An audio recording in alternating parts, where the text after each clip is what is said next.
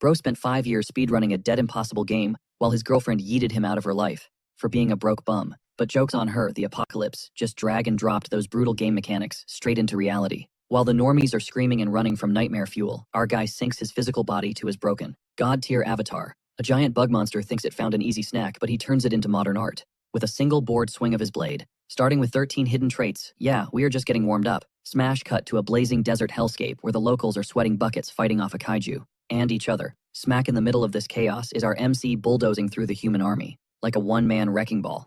The beast is literally exhausted just trying to keep up with him. Internal monologue, screaming. His heart feels like a ticking time bomb, and breathing is like inhaling broken glass. He can't tell if that is blood or sweat dripping off him, but his senses are screaming that this pain is way too high definition for a PC game. Suddenly, a UI floods his vision. Ding. Hidden traits activated. Iron-blooded Lord's heart. Weapon master dexterity. Surrounded by an entire army, he realizes this nightmare is actually happening. Right before eating a fatal hit. Game over. Cut to the real world. Our boy leans back in his gamer chair, absolutely roasting the devs for this trash-tier game design.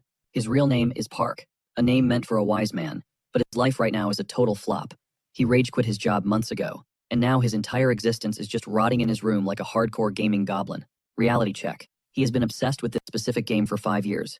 The login screen for Pangea still flexes that vintage slogan, promising to grant one wish to anyone who clears the game. That bait hooked the pro players at first, but the difficulty was so toxic. Everyone rage quit. Now Park is the last player standing, drifting through a dead server like a ghost. He remembers the forums, players crying about losing all their gear, getting one-tapped by bosses, and teammates suddenly turning into enemies.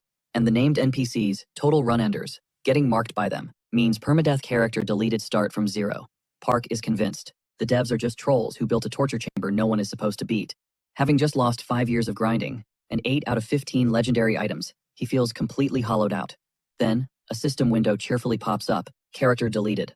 But here is the kicker, it compensates him with a staggering 1.6 million soul points. Soul points are the currency for buying talents in a new build based on your old character's value. Since the cap is 10,000 points per talent, Park realizes he is basically Elon Musk, rich in game, and can max out almost every skill tree.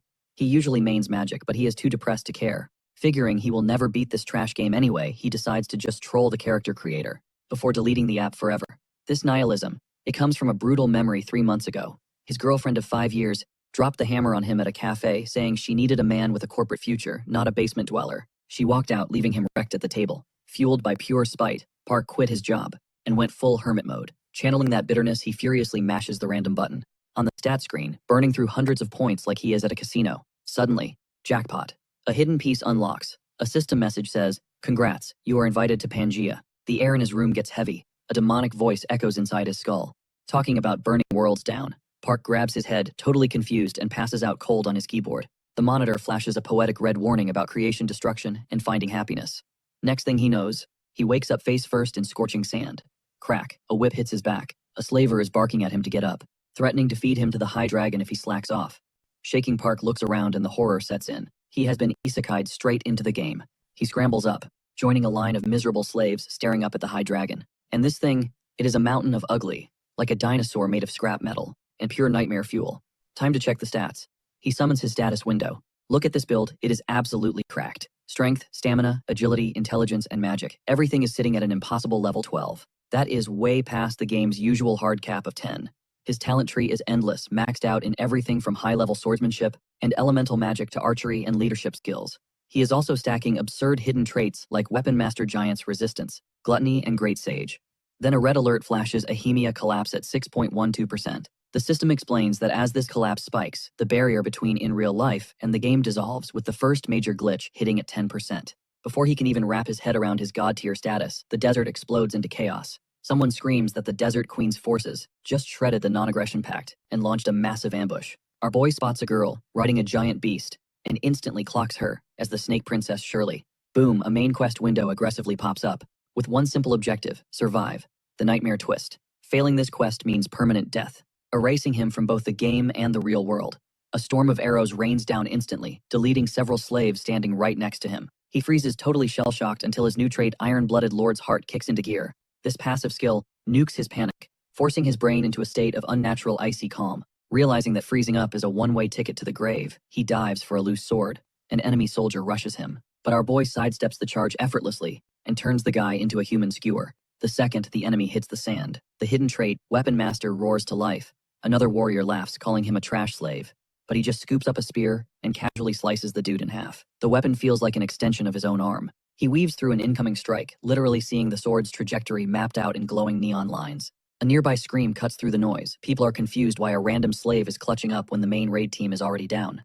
Meanwhile, system notifications are spamming his vision. Thanks to his dexterity trait, his weapon proficiency is speedrunning through the levels. Both sword and spear mastery hit level 5, then instantly glitch up to level 6. Since 10 is the absolute max, our guy realizes he is casually flexing the skills of a legendary knight. He mentally blesses his broken build, knowing it is a miracle he hasn't been wiped yet. But staring down the 500 enemies still swarming the field, he seriously doubts how this quest expects a solo carry. Cut to the palace throne room, where the queen is chilling with her royal guards. A scout rushes in with the bad news. The desert expedition was a total flop. The queen turns to the snake princess, demanding immediate damage control. If word gets out that their city sat this one out, the central continent will put the blame squarely on them. She orders the princess to march straight to the Coltsman Desert, delete all survivors, and scrub the evidence. Do that, and she promises to finally lift the princess's curse. The princess snatches that deal immediately. Back in the desert, the snake princess is currently doing a fantastic job of deleting every living thing in her path. A minion reports that one incredibly stubborn slave is still refusing to die. That slave is our boy, who just dinged level 2, fully restoring his HP, mana, and stamina right before the boss music starts playing. The princess lands and clears the area. Our boy scans her stats instantly. Isabella Vandershen, level 8, debuffed by a desert curse that locks her in this zone. He starts sweating bullets. In a game hard capped at level 10, a level 8 is basically an endgame raid boss. Fighting her one-on-one is a guaranteed game over. She walks up, giving him props for his skills before powering up a killshot aura. Facing imminent deletion, our boy remembers he is a hardcore gamer who thrives on exploiting broken mechanics. Flashing a cocky, desperate grin, right as she winds up, he casually asks if she wants that queen's curse removed. She slams the brakes on her attack instantly. She demands to know his identity. Channeling maximum charisma, he claims to be a saint, a reader of the stars who can guide her to freedom. The princess is visibly shook. Our boy is internally screaming at his own massive bluff. Saints are strictly NPCs, game mechanics required for players to break past the level 10 cap. And only a star's blessing can cleanse her specific curse. The irony, he knows exactly what she needs, because he is the one who designed her character. He abandoned her at the spawn point years ago, leaving her trapped by that exact code. She asks for a name and he smoothly drops Randolph. The system locks it in as official. She cancels the execution, warning him not to cap, and orders her squad to treat him like a VIP. A massive golden notification pops up. Survival quest complete. Rating beyond perfect. The constellations of fortune and battle are so hyped. His loot drops get a legendary upgrade. He secures a fragment of the broken golden rule, a high dragon soul, and the mythic St. Michaela's sword. Our MC hits the sand, totally gassed, locking in 220 points, and cracking open the Hall of Fame. Jump cut to pure luxury, our guy's soaking in a 5-star bath, obsessing over his new gear.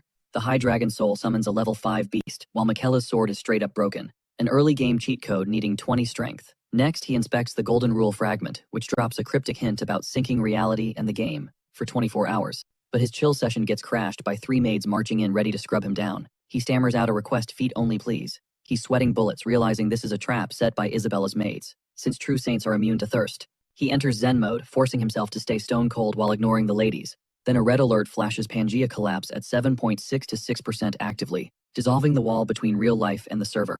Before he can process what that implies, he pulls up the Hall of Fame rankings. Absolute shock. Sitting right under his number 1 spot are Gracia and Mint Choco as Tasty, his OG squad, who supposedly retired years ago. Realizing they got dragged into this nightmare too, he spots the Holy Grail, the log out button. Ignoring the warning that logging off leaves his avatar defenseless, he makes his move. He snaps a finger at the door, ordering the staff out so he can commune with the stars. When one hesitates, citing the princess's orders, he drops a massive bluff, miss this cosmic meeting, and his saintly powers vanish, dooming their boss's salvation. Terrified, the maid bows out fast. Our boy exhales, bids a savage goodbye to this trash tier game, and smashes the logout button. His eyes snap open in his real-world bedroom, but the horror show isn't over. Outside, the city is an inferno. Monstrous beasts are casually strolling down Main Street. His phone blows up with emergency alerts, unknown attacks sweeping Seoul and Busan. Shaking like a leaf, he peeks out, locking eyes with a grotesque creature staring straight at him. He dives back into his room, losing his absolute mind over why game mobs are hosting an apocalypse in his neighborhood. Amidst the panic, a small, solid gold object clatters from his pocket. Our MC jolts awake in his gaming chair, gaslighting himself that the desert death trip was just a hyper-realistic nap. He enters full denial mode, convincing himself that getting sucked into a game is strictly for web novels, until he spots a little gold pouch, chilling on his desk. Panic spikes as he grabs it. He definitely didn't leave that there. Before blacking out, Desperate, he checks his rig, only to find the Pangea homepage wiped from the internet, replaced by a cold 404 error. But his digital crisis gets cut short by the sound of pure terror outside. He peeks through the blinds. Actual monsters are turning his block into an all-you-can-eat buffet, while cops scream into radios for backup against unknown threats. His phone blows up with alerts, confirming the apocalypse is officially online. The wall between reality and the game is gone.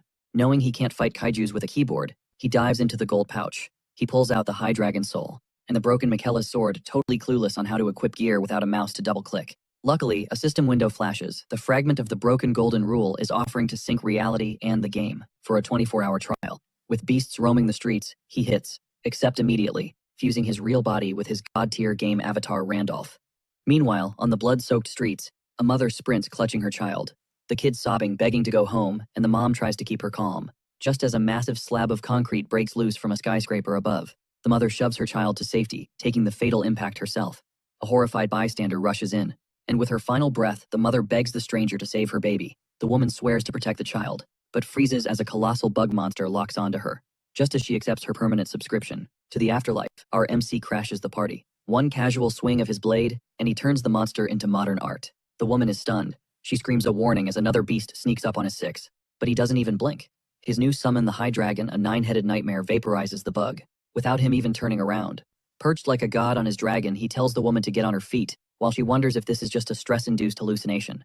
As the child weeps for their mother, our boy goes to work shredding the surrounding monsters like wet tissue paper. The crowd stands frozen, jaws on the floor, but the silence is a lie. This isn't a local disaster, it's a worldwide server wipe. Society is crashing hard across the globe, when out of nowhere, cracked-out warriors spawn in on the streets, shredding through bulletproof beasts like they are cutting wet tissue paper, and playing the hero for clout.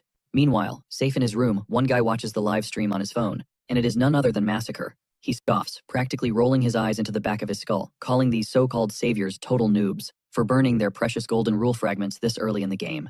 Massacre realizes the map and reality are fully syncing up, and figures whoever hoards the most fragments wears the crown in this broken new era. He pulls up the fresh survival leaderboards, and locks eyes on rank 1, Randolph, sitting on a staggering 220 points.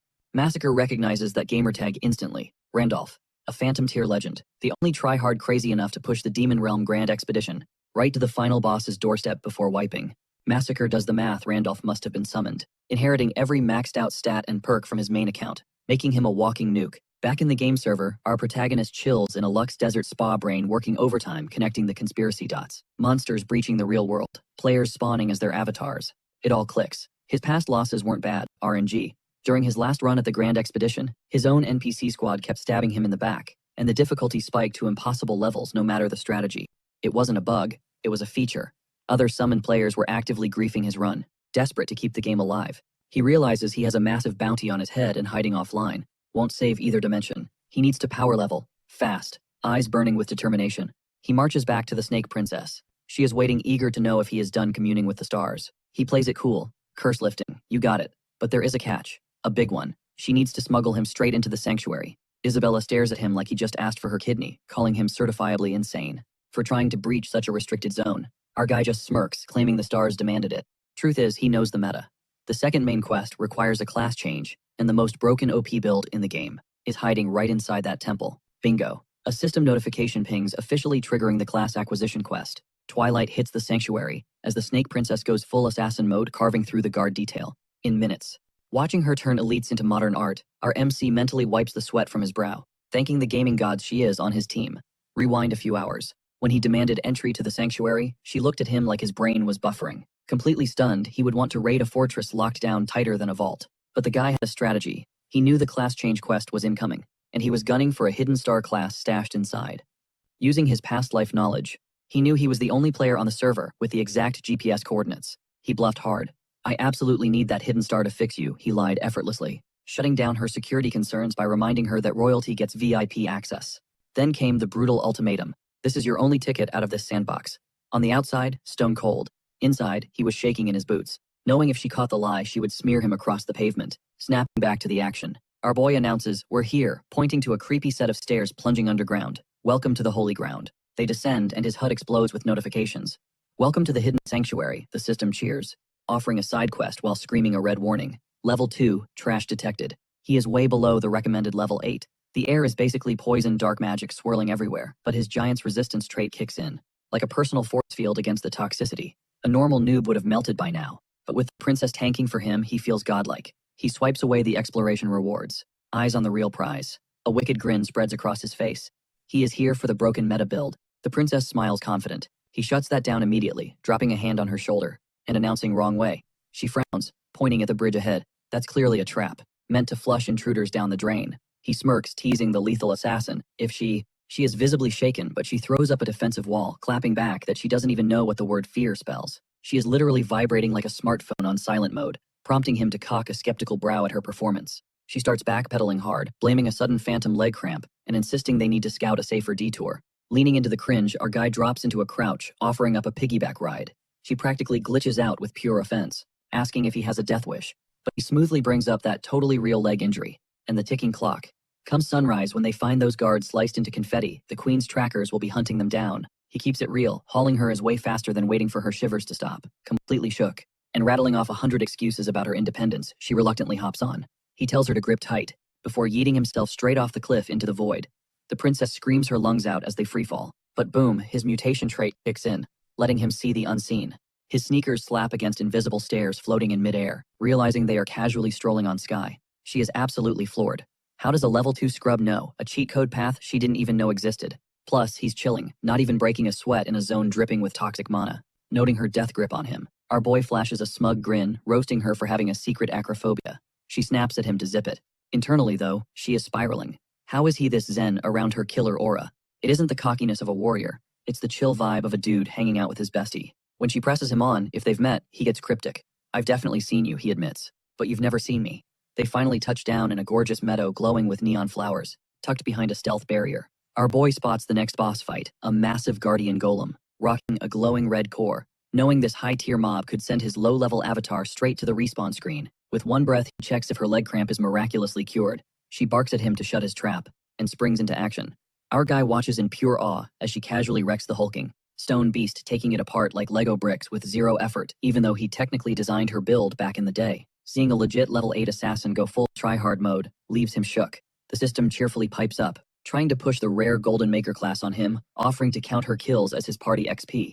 It is a busted top-tier job, but our boy hits decline instantly, eyes on the real prize. Before they can emote over the dub, a suffocating purple fog floods the zone. The princess looks around confused. A red alert notification screams the arrival of the Old King. Our boy realizes the Nameless Star's true bouncer. Old King Dramit has woken up to handle the trespassers. A colossal nightmare fuel entity resembling a massive snake slides into view. Right on cue, the system drops one last panic-inducing warning, loudly roasting our boy for being way below the recommended level 10. The Guardian's pressure is crushing, and the princess looks at him like he has actually lost his marbles, demanding to know if he expects her to solo that kaiju.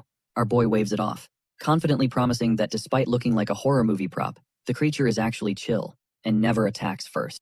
The universe immediately humbles him as the Guardian launches a lethal strike, straight at the princess. While she dodge rolls in panic, our boy is confused. Why is his supposedly helpful guide suddenly choosing violence? The Guardian booms that the challenger must catch these hands to prove their worth. The princess screams that she absolutely is not challenging nobody. The snake ignores her, accusing her of capping after she just dismantled the Watcher Golem, and swings again, declaring only the worthy leave alive.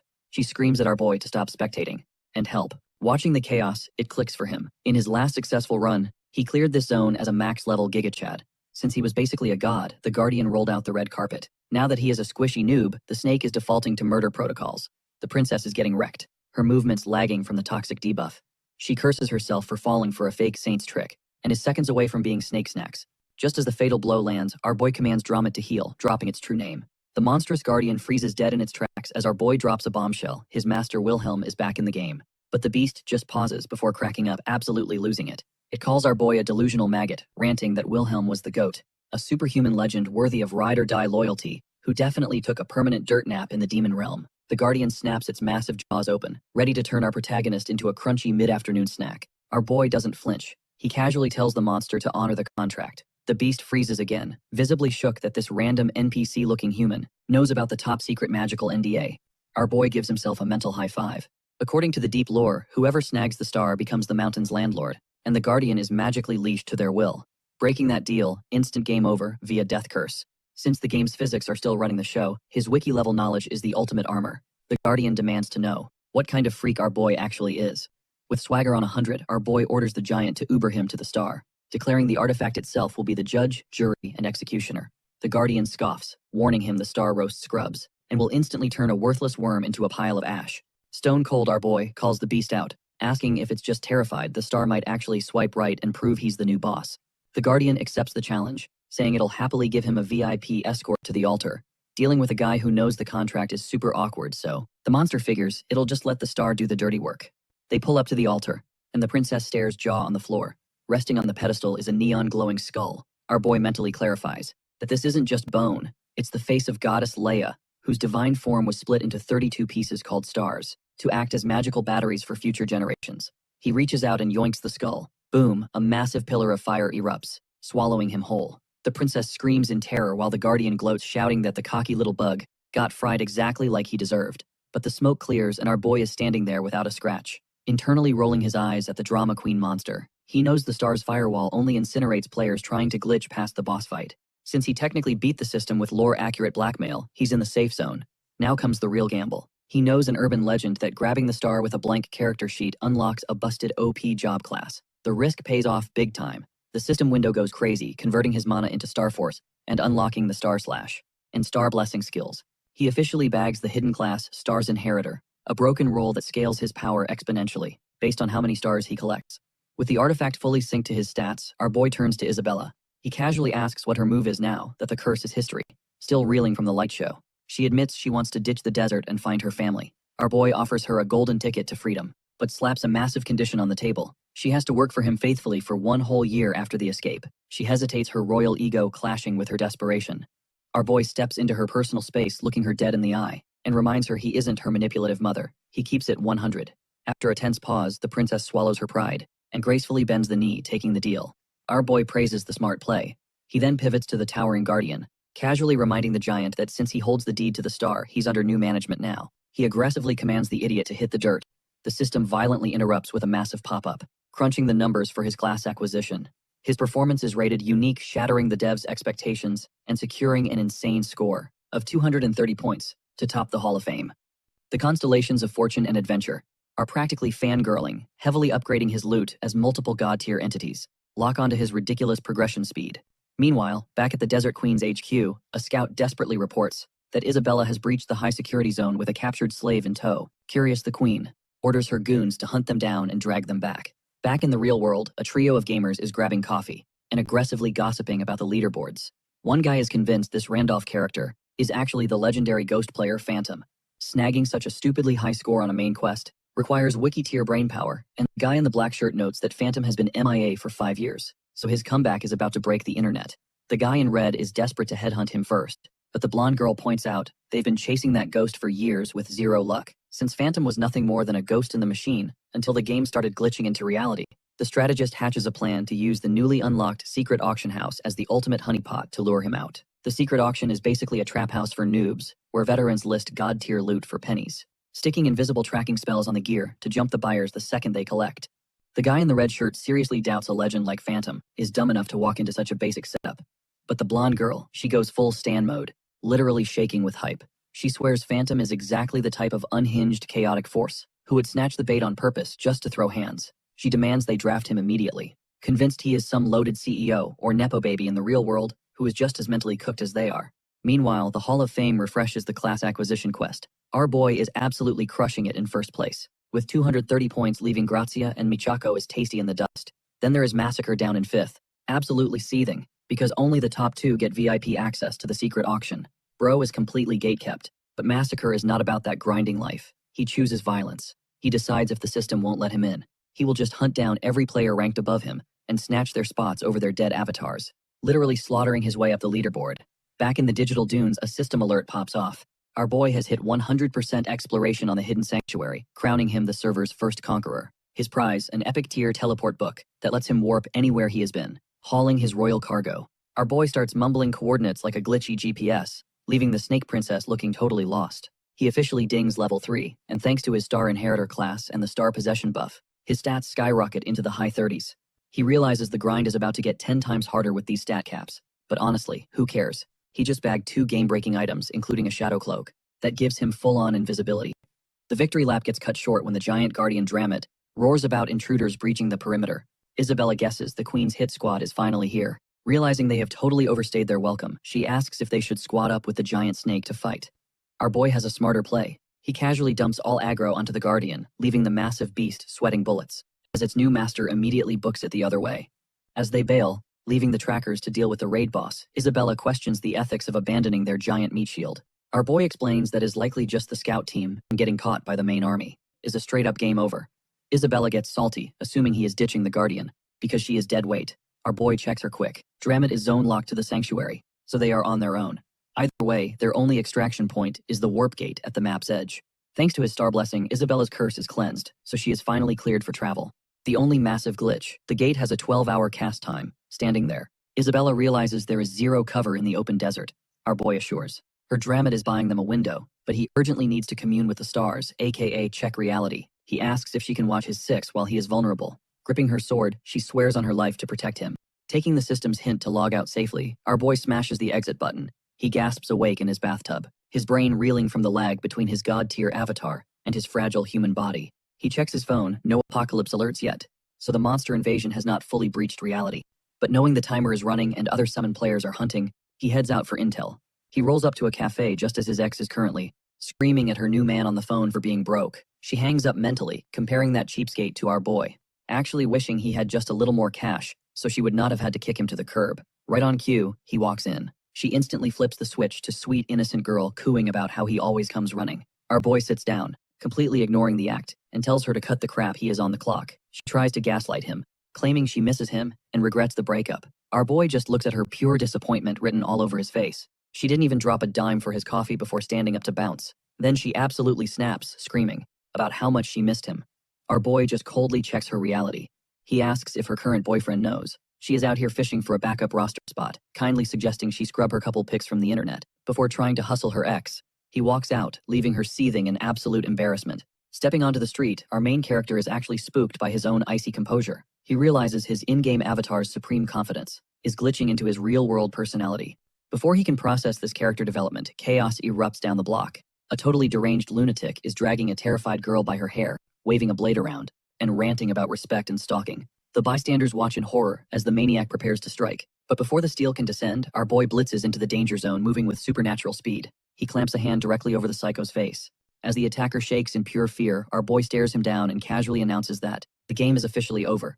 The armed creep demands to know who the hell is interrupting, screaming to be let go. As our boy crushes his grip, the attacker's wrist screams in agony, feeling like it is 1 second away from snapping like a twig. The protagonist mentally notes that he didn't even need to trigger his broken golden rule cheat code to win this clash. His physical stats have genuinely upgraded into a lethal weapon. Deciding he has held hands long enough, he tosses the thug like trash and turns to the trembling victim to check if she is all right. The woman looks up with teary eyes and a massive blush, stammering that she doesn't even know how to thank him properly. The MC narrows his eyes, realizing this is the exact same woman from earlier, and asks if she has something to say to him. She quickly denies it, claiming he just happens to look remarkably like someone she knows. Their awkward moment is cut short when the discarded attacker tries a desperate sucker punch from the rear, screaming for our hero to die. The lady shouts a panicked warning, but the protagonist simply weaves past the sloppy ambush with zero effort. In one fluid motion, he introduces the man's face to the concrete, knocking him out cold. The girl is left staring at him in total awe. Naturally, the cops roll up right as the dust settles and immediately try to haul our boy down to the station. The victim steps up, passionately defending him as her savior and clarifying that she was the one who filed the initial stalking report. The officers refuse to budge, arguing that an assault occurred, so he has to come in for questioning. She points out the glaring fact that the creep had a literal knife, but the police hide behind their standard red tape, asking who takes the fall if they let a suspect walk and something goes wrong. The MC sighs, stating he simply does not have the time to waste on this bureaucratic circus. Deciding enough is enough, the woman drops her ace card. She introduces herself as Kim Hannah, a reporter for CK Broadcasting, and firmly suggests they stop harassing an innocent hero, unless they want their incompetence blasted all over the primetime news. The officers instantly realize they have stepped on a massive PR landmine. To make matters worse, the surrounding crowd starts whispering loudly, recognizing the reporter from that viral clip where she saved a kid from a monster. Realizing they are completely outplayed, the cops fold, agreeing to only take the unconscious attacker away. With the drama handled, Hannah thanks the protagonist and hands over her business card. She explains her beat covering Dimension Warriors, the new media label for the mysterious people who fought off the monster invasion. The MC mentally chuckles, realizing the public has branded the players as interdimensional superheroes, rather than admitting a video game has violently merged with reality. Hannah politely asks for his contact info, but before he can answer, the absolute worst-case scenario comes sprinting into view. His ex-girlfriend claws onto his arm, completely ignoring the vibe, and loudly fusses over whether he is hurt. Hannah raises an eyebrow, asking if this sudden arrival is his girl. Our boy does not hesitate for a microsecond. He forcefully shoves the ex away cleanly, denies any relation whatsoever, and tells the reporter he doesn't have a card, but will gladly punch his digits directly into her phone. The ex is left frozen in sheer humiliation as the reporter hands over her device. Looking at the new contact, Hannah notes that Park Jin-young is a really nice name. She casually offers to treat him to coffee, or a meal the next day if he is free. The MC smoothly accepts and they part ways. The ex is left standing entirely alone. She clenches her jaw until her teeth nearly crack, fuming that he's still the exact same loser she kicked to the curb. As she stomps away, her phone blows up. It's a cheerful colleague with an update about the chief, who conveniently dumped a massive workload on her right before jetting off on a business trip. She's been booked for an exclusive one-on-one with Gracia, the legendary hero who literally saved America. Hannah is totally baffled why a global superstar would waste time on a nobody like her. But then her coworker drops the bomb. The superhero didn't just agree, she requested Hannah by name and is flying all the way to Korea just for this meeting. Meanwhile, back in the digital nightmare, the Snake Princess is running on fumes after obliterating a swarm of watchers. But one enemy is still standing, ready to deliver a classic villain ultimatum. He demands she crawl back to Her Majesty, hand over the little slave boy, and all is forgiven. Isabella isn't having it. She calls him a total moron for even asking. The watchers raise their weapons to execute the traitor, but the death blow gets cut short by a blinding explosion of blue light. A system window pops up, warp activated, leaving the enemies completely blinded by the sudden light show. The protagonist steps through the portal like a total boss. He opens his eyes to the chaos. Isabella's face lights up with pure relief as she asks if he actually pulled off the communion with the star. He gives a nod just as a watcher screams for their heads. Perfect timing.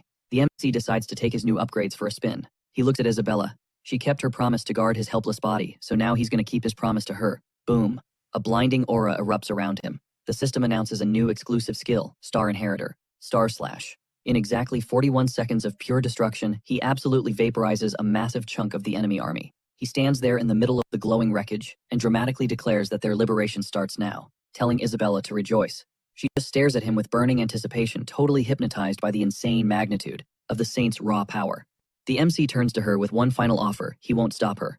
If she wants to go back to her people. She flashes a bright smile. She's sticking with him. Instantly, the system chimes in, notifying them that Isabella's limit curse has been completely shattered by the star blessing. Threat neutralized. They hit the warp and drop straight into the central country, landing right in Arcana. The system greets them with a massive warning label, Arcana, the golden city of extreme materialism. Translation: do not enter if you're broke. The city is aggressively flashy, and the MC realizes real quick that gold is the only language people speak here. He figures they need serious stacks just to survive the night. Isabella proudly whips out a pouch. With 300 gold inside, confident it'll easily cover a night of food and a hotel. The protagonist just looks at her with pure pity. She gets defensive about her stash, arguing that back in the desert, 300 gold buys 10 slaves, literally 10 times what he was worth when they met. The MC brutally shatters her economic bubble, explaining that the cost of living here is nothing like the desert slums.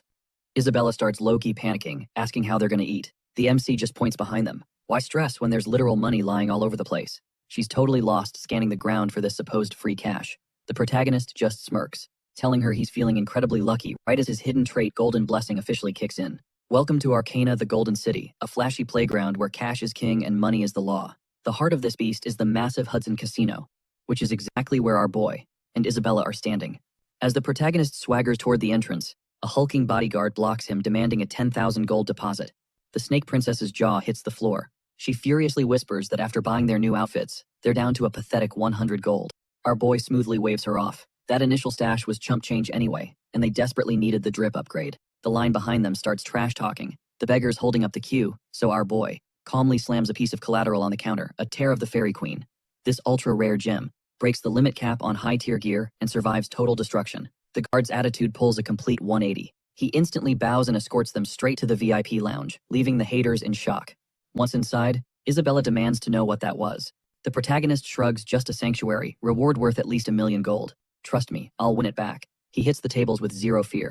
Smash cut to our boy absolutely cleaning house. The crowd is losing their minds, as his chip stack explodes from a measly 250 gold to a massive 1.4 million. The protagonist silently thanks his Golden Blessing cheat code, while the dealer is literally shaking in his boots. Isabella is bouncing off the walls, screaming that they're loaded, but our boy shuts that down. Nah, I'm loaded. The party dies when a manager steps up, telling him the cash is his, but he's banned for life. The catch. Every sheep in the place is copying his bets and bleeding the house dry. Our boy agrees to walk, but only if he gets a sit-down with the big boss. Manager says no way, so our MC hits him with a smirk. Just tell him. Trust me, he's gonna want this meeting. Cut to the VIP penthouse. Someone's scanning the item, using a level 8 observer skill. The guy is shook that tier drops exclusively for Fairy Queen Knights, and takes a full raid team to farm. When the manager delivers the message, the boss Mr. Hudson actually laughs at the kid's guts and orders tea. Face to face, Hudson clocks that the kid looks way too squishy to have farmed that tier himself.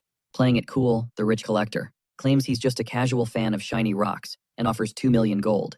Isabella is screaming internally at the amount, but our boy doesn't even blink. Make it 20 million. The boss drops the nice guy act instantly, arguing it's just raw crafting material. Our boy leans back. Maybe to me, but you need it like oxygen. He sips his tea and completely dismantles Hudson's poker face. He drops the bomb. He knows Hudson needs the tier to bypass the level 10 cap for the city council. A non-combatant suit could never hit that level naturally. And why does a businessman crave political clout to finally be worthy? In the eyes of his fiance's noble family, Sarah Serengeti, Hudson freezes, stone, cold, paralyzed. Our boy flashes back to the game lore. Serengeti, the Snow White Knight, lost her legs to the Demon King, trying to save Wilhelm. Back when Pangea was just a game, she gave him a locket with a picture of her secret fiancé, Hudson. That was the moment our boy realized these glitched NPCs are trapped players from the real world. Sweating bullets, the casino boss demands to know where he got that classified intel. Sensing a gold mine of information, our boy lies through his teeth. The stars told me. He offers the talisman for free. On one condition, Hudson spills his true life story. Massive risk. In this world, hunter NPCs execute players who break character. Sharing your backstory is basically signing your own death warrant. But he knows a desperate lover will risk it all. And boom. Hudson pulls out the matching locket and caves. He starts his story. Serengeti was a hero. In the Demon Realm expedition led by the 8 heroes, our boy cuts him off. Wait, what? Wilhelm led that raid solo. The boss looks at him like he's lost his mind. No, the 8 heroes led it together, and they failed hard because of infighting. He names Gracia as the second strongest hero. Smash cut to the real world USA. The legendary hero Gracia is glued to his phone. He's reading Kim Hana's report about the guy who wrote a monster in Seoul. His assistant walks in, asking why he's flying to Korea in the middle of a crisis, instead of just summoning the reporter. Gracia shuts her down. He stares at the blurry photo of our protagonist. I have to confirm it myself. He feels it in his gut. This guy is the friend he's been hunting for. Back in the game, Hudson drops that lore bomb. The Snow White Knight was part of the Demon Realm expedition with the 8 heroes. Our boy is stunned silent by how wrong that sounds. His brain is screaming, what 8 heroes? Wilhelm solo carried that entire event. Hudson politely corrects him. Sure, Wilhelm is the face of it, but history says it was a joint op that crashed and burned. Specifically because those 8 leaders couldn't stop fighting each other. Our boy is reeling. His entire understanding of history shattered. Hard cut to reality. Our boy is zoning out violently, mechanically chewing a super expensive steak. He's at a fancy dinner with the reporter looking like a zombie. She notices the 1,000-yard stare. Is the meat okay? The protagonist snaps out of it. Food's great, just a rough night. Inside, he's absolutely losing it. Asking Hudson for the tea on his backstory was a mistake. The dude had a full emotional breakdown and lore dumped until sunrise. Our boy was stuck online all night dealing with that drama, which is why he rolls up 10 minutes late to this thank you lunch. The reporter isn't tripping about the time, though. She says buying him a 5-star meal is the bare minimum after he saved her from that psycho stalker. He tries to play it cool, acting like it was just civic duty, but she smiles and insists that stepping up like that is rare. The wholesome vibes die instantly when her eyes go wide, locking onto a table right behind him. She leans in, whispering that the girl staring daggers at the back of his head is the exact same chick who jumped him yesterday. Our boy internally screams. He spots the guy sitting with his ex, a blue-haired gym bro radiating massive try-hard energy, like he binge-watches alpha male podcasts for fun. MC recognizes the face immediately from his ex's cringe social media posts. The reporter reads the room and whispers, asking if it's too awkward and if they need to switch tables. He doesn't even bother turning around, telling her the past is dead and buried, before casually slicing into his steak. Unbothered. But blue hair isn't letting it slide. Feeling the need to flex, he stomps over to their table, desperate for attention. He gets right in our boy's face, aggressively accusing him of stalking his precious girlfriend all the way to the restaurant. He starts spewing trash, calling our MC a shameless, pathetic loser who can't let go of the past. The ex is loving the show, smirking in the background, while the bully leans in close to intimidate our guy. He drops a literal death threat, swearing to end him if he sees him again. Our boy, still eating, didn't even blink. He ignores the noise completely, but the reporter, she is absolutely not letting this disrespect fly. She slams the table, standing up and furiously demanding to know who gave him the right to talk to people like that. The bully sneers, asking how much a rental girlfriend like her costs by the hour, assuming she's just paid company. He whips out a wad of cash, tosses it at her chest, and offers to double her rate if she takes her trashy self somewhere else. The reporter responds to that generous offer by winding up and slapping the absolute soul out of his body. She screams that he's a psycho, but now blue hair is seeing red. He raises a fist ready to strike her back. Without even leaving his chair, our boy casually slides his leg out. Minimum effort. The bully trips over the perfectly timed foot and eats the floor hard. Total confusion. MC sighs, saying playtime is over, while pointing out to the reporter that throwing hands first wasn't exactly the smartest move. Meanwhile, the bully is furiously scrambling to get back on his feet. But before he can even rise, our boy plants his sneaker firmly against the side of the dude's head. He grinds the bully's face into the restaurant tiles coldly, telling him to cut the act. The bully freezes, paralyzed by the impossible, crushing weight pinning him down. He knows he's outmatched. The ex-girlfriend starts shrieking, telling her boyfriend to get up and stop embarrassing her in public. Humiliated beyond belief, the bully wheezes out a challenge to take this outside. Our boy shuts that down immediately. You started this, he points out, refusing to waste any more energy on a pointless brawl. Snapping under the pressure, the bully goes nuclear. He uses an artifact, instantly summoning a flashy suit of armor. Chaos erupts in the dining room. Customers start screaming and whipping out phones to record the crazy guy in cosplay armor. They realize this guy is a legit dimensional warrior on an ego trip. Armored up bully grabs our boy by the throat. He chokeslams him into the floor with massive force. The reporter screams his name, thinking it's over. But then she sees it. Despite the violent slam, our boy is lying on the floor, looking completely and utterly bored. He thinks, okay, so he's a player, but wonders how someone this weak has the audacity to act this tough. Ding. The system chimes, activating his hidden trait, Great Sage, to pull up the bully's stat sheet. And wow, it's embarrassing. The guy is a level 4 spearman. For context on Pangea's power scale, leveling up takes an insane amount of XP, especially if you're juggling multiple talents. Our boy, who is sitting on base stats of 36 across the board, plus a laundry list of talents, instantly realizes the bully's dirty little secret. This clown is a coward. He spent the whole tutorial hiding in a bush, surviving on pure dumb luck, and immediately logged out the second he could. He never went back. He's a fake. Before our boy can properly humble him, the ex rushes in, begging the bully to bail before the cops show up. The meathead puffs his chest, warning the MC to keep his eyes to himself. This guy struts off like he just clutched a 1v5. The reporter is losing it, demanding they dial 911 right now. Our guy just brushes off the dust and tells her to chill. He reminds her she technically threw the first slap, but the debate gets cut short when the floor starts trembling. Panic erupts as a massive quake rocks the foundation. The MC's expression goes ice cold, because he knows exactly what's happening. A dungeon break is opening right on top of their heads. Gross giant worms smash through the cement. The reporter starts shrieking to run, but the MC instantly clamps a hand over her mouth. He scans the enemy's cheat worms, bottom-tier trash mobs that only scavenge corpses, and are totally passive toward the living unless you mess with them. They are safe, assuming nobody pulls a Leroy Jenkins.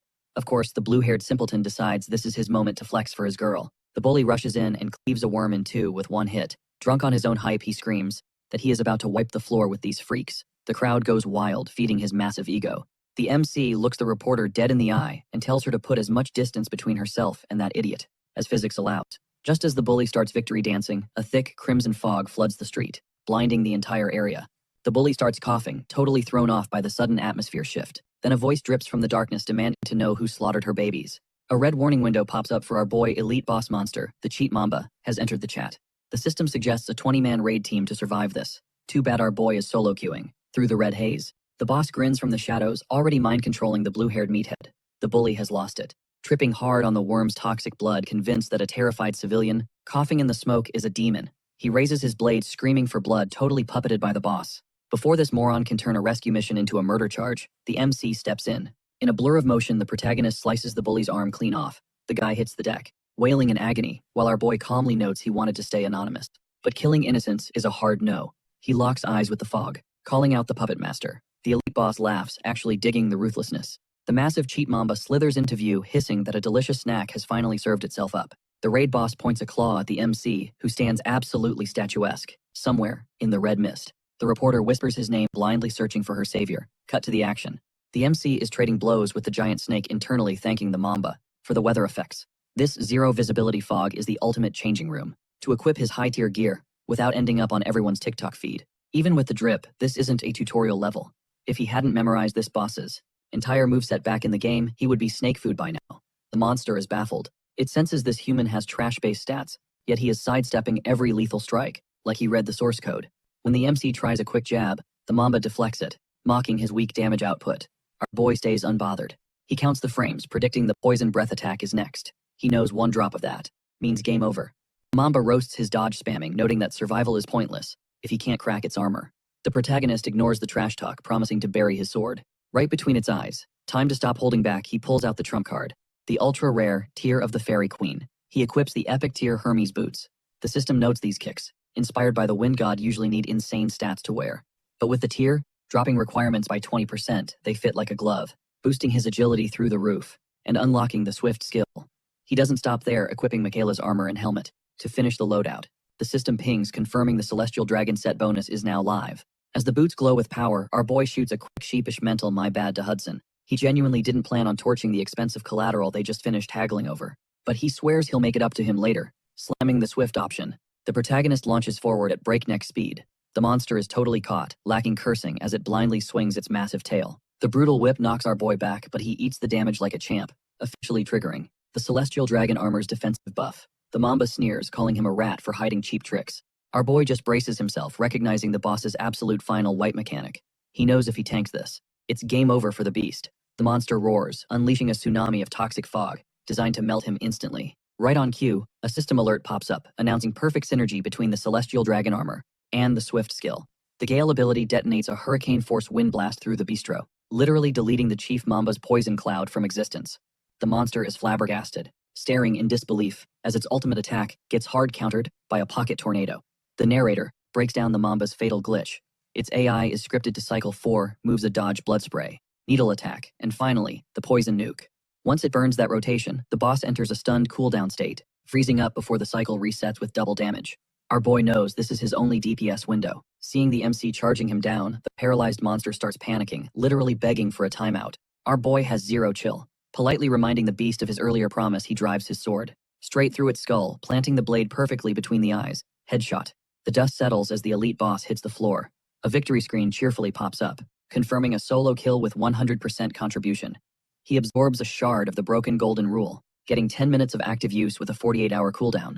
The system also drops the info that Pangea's collapse is at 9.1%, rewarding him with some lucky dice, just as the red mist clears up. As visibility returns, the terrified customers peek out from their hiding spots. The reporter scans the room and spots the armored figure instantly, recognizing her savior from the other day. She screams his name. Our boy, aggressively avoiding the hero spotlight, just stares at her in silence, pops his invisibility cloak, and ghosts the scene. Moments later, he casually jogs back up, looking fresh in civilian clothes. He plays the concerned bystander, claiming they got split up in the mayhem. The reporter says she's good, but her detective eyes catch a major slip-up. There's a smear of fresh monster blood under his fingernails. Our boy tries to laugh it off, saying some random mob must have splashed him. The reporter narrows her eyes, tearing his alibi apart by pointing out his clothes look laundry fresh, yet his hands are dirty. Plus, he was way too calm when the monsters crashed the party. Realizing his cover is crumbling, our boy flips the script. He puts on a face of pure terror, insisting he was so paralyzed by fear, he blacked out, leaning hard into the cowardly wimp act. The reporter isn't buying a single word, convinced he's hiding a massive secret. The narration shifts to the grim reality. Days after the First War, this second unprovoked invasion has the public terrified. Dimension warriors are warning everyone to stay inside, while the news roasts the government for downplaying the danger, to save the economy. Meanwhile, in a fancy boardroom, the real power players gather. The room smells like expensive cologne and corruption. It's the player-led Hero Alliance realizing the government has lost. The plot. Alliance leader Park Tae-ho declares it's time to step out of the shadows. An analyst pulls up grainy footage of our boy soloing the Chief Mamba. She suggests the armored tank might be the legendary Randolph, the same guy who just snagged first place on the rankings. A skeptic argues a level 5 noob couldn't equip epic tier Hermes boots. Tae-ho waves him off. Theorizing a god-tier artifact sparked this mess, they connect the dots to Phantom, another high-profile player who just vanished into thin air. This shadowy figure Randolph popped up, the second Phantom went missing. Taiwo barks orders to his squad, secure that armored juggernaut no matter the price tag. They desperately need the firepower for the looming command rift. But back inside the digital nightmare, Hudson is spiraling into a total mental breakdown. Bathed in shadow, the loaded casino mogul is practically foaming at the mouth, demanding to know if our hero actually incinerated the loot. And not just any loot, the legendary Tear of the Fairy Queen. Our guy leans back cool as ice and drops a casual confirmation. Hudson looks like his soul is trying to escape, his skin screeching that the artifact was his by right. But our MC flips the script with some elite-level gaslighting, smoothly clarifying the terms he promised to secure Hudson's victory, not physically hand over the shiny trinket. On the inside, our protagonist is sweating bullets, terrified to admit he panic-burned a million gold treasure, just to nuke a snake, in real life. Instead, he wears an ironclad poker face, claiming he destroyed the gem to cure Hudson of his weak mindset. Hudson is on the verge of a full-blown ugly cry, wailing about broken trust and betrayal. Our boy just flashes a wicked grin, promising to deliver a demonstration so violent, Hudson won't have a choice but to believe. Smash cut to the trio, spawning in the vilest location possible, the sludge-filled sewers of Arcana. Hudson is quaking behind the Snake Princess, absolutely livid that they're tramping through digital filth. Our lead explains the strategy they need to drop a fast travel anchor point. With his epic tier teleport tome, they can bypass the grind because mapping the entire sprawling city of Arcana would take literal weeks. Speedrunning this sewer dungeon is the only viable shortcut. Hudson snaps, screaming that hitting this zone with a 3-stack is straight up suicide, considering the boss demands a coordinated 6-man squad of level 8 elites. Right on cue, a grotesque, hulking mutant rat plummets from the ceiling, triggering a blaring raid boss alert. Hudson braces for a grindy tactical defense, but our hero doesn't even unsheath his blade. He just casually calls the target. 10 o'clock. Zero hesitation. Isabella launches a blitz attack, a blinding streak of steel that absolutely vaporizes the boss. Before the beast can even twitch, our lead smirks internally, realizing the monster's legendary agility means nothing when your Snake Princess possesses combat instincts that shatter the game's physics engine. The protagonist pivots to the frozen casino tycoon, flashing a $1 million grin. He tells the trembling man to quit the doubt, declaring that when he drops a promise, consider it executed. The vibe shifts to a pair of sharp-dressed men, in tailored suits looking totally defeated. It's the captain of the Hero Alliance and his sidekick, scouring every frame of CCTV from the restaurant brawl, but coming up with a whole lot of nothing. The captain exhales, noting that this ghostly lack of evidence is enough to drive a detective insane. The rookie suggests they go straight to the source and interrogate the blue-haired bully. The captain shuts that down instantly, pointing out the meathead has totally lost his marbles from the trauma of getting his arm sliced off, so questioning him is pointless. Chasing him down, total waste of time. The rookie suggests storming CK Broadcasting to grill Kim Hanna instead. The captain shuts that down immediately. You do not poke that bear. He reminds his partner that Gracia, literally the #1 ranked player on Earth, flew to Korea just to drop a super exclusive one-on-one interview with that specific reporter. We see a quick cut of Gracia acting weirdly polite to her, clearly treating her like royalty. Back at the precinct, the captain is genuinely wondering if the legendary American powerhouse caught feelings for the reporter at first sight. Doesn't matter why, he decides they need to ghost her completely. Deep down, he suspects this mysterious Randolph guy is actually the Phantom. But if Gracia is in the mix, one wrong move, and their entire alliance gets deleted instantly. Meanwhile, in the shady part of the city, things are getting real messy. Some psycho player is looming over a guy he just absolutely wrecked. The victim is coughing up blood, begging for answers, screaming that Gracia banned PvP so everyone could prep for the monster waves. The killer couldn't care less. He effortlessly slices the guy's throat, mocking him to go cry to Gracia in the afterlife. Ding. A system notification pops up. Player Massacre has hit the leaderboards and unlocked the secret auction. He smirks at his new rank, checking the insane scores on the main quest leaderboard. He is 100% sure Randolph is just Phantom on a Smurf account. Knowing Phantom's aggressive style, he figures the guy is gonna speedrun straight into the next main quest. Gripping his blade, he vows to spawn camp the questline and end him personally. Back with our chaotic squad, the MC is having a main character moment. He's hyping up the loot they snagged from vaporizing the sewer rat. He secured a mutant monster rat core super toxic stuff that usually turns people into Cronenbergs. But thanks to his hidden beast lord trait, our boy can feed these corrupted souls. To his high dragon summoned to power level its evolution. Snapping back to reality, he asks Hudson if he tied up his loose ends in the city.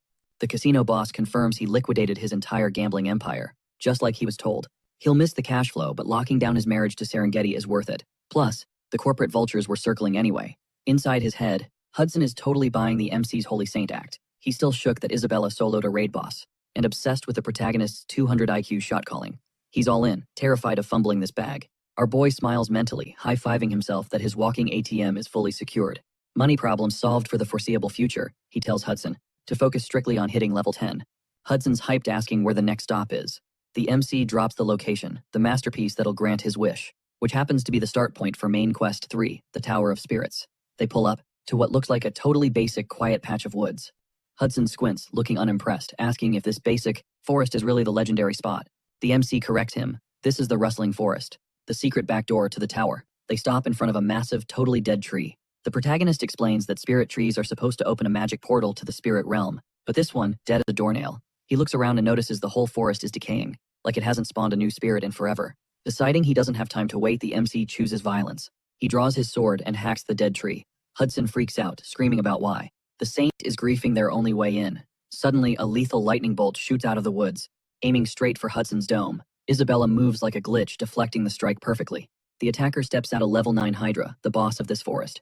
He gives props to the girl's reflexes, but he is fuming. He roasts them for chopping a sacred tree after he was nice enough to let them walk through his turf. Suddenly, the bushes rustle and over 50 level 7 forest keepers pop out, completely circling the squad. Isabella runs the numbers. Survival chances are looking real low. mentally prepping to snatch the MC and evac the second this situation goes south. Our main character is cool as ice. He steps up casually telling the druid to stop raging at the bystanders, basically admitting he's the one who did the little deforestation stunt. He smoothly notes that the big boss wouldn't have shown his face unless he forced the encounter. The forest master calls him straight up delusional and gets ready to order the execution.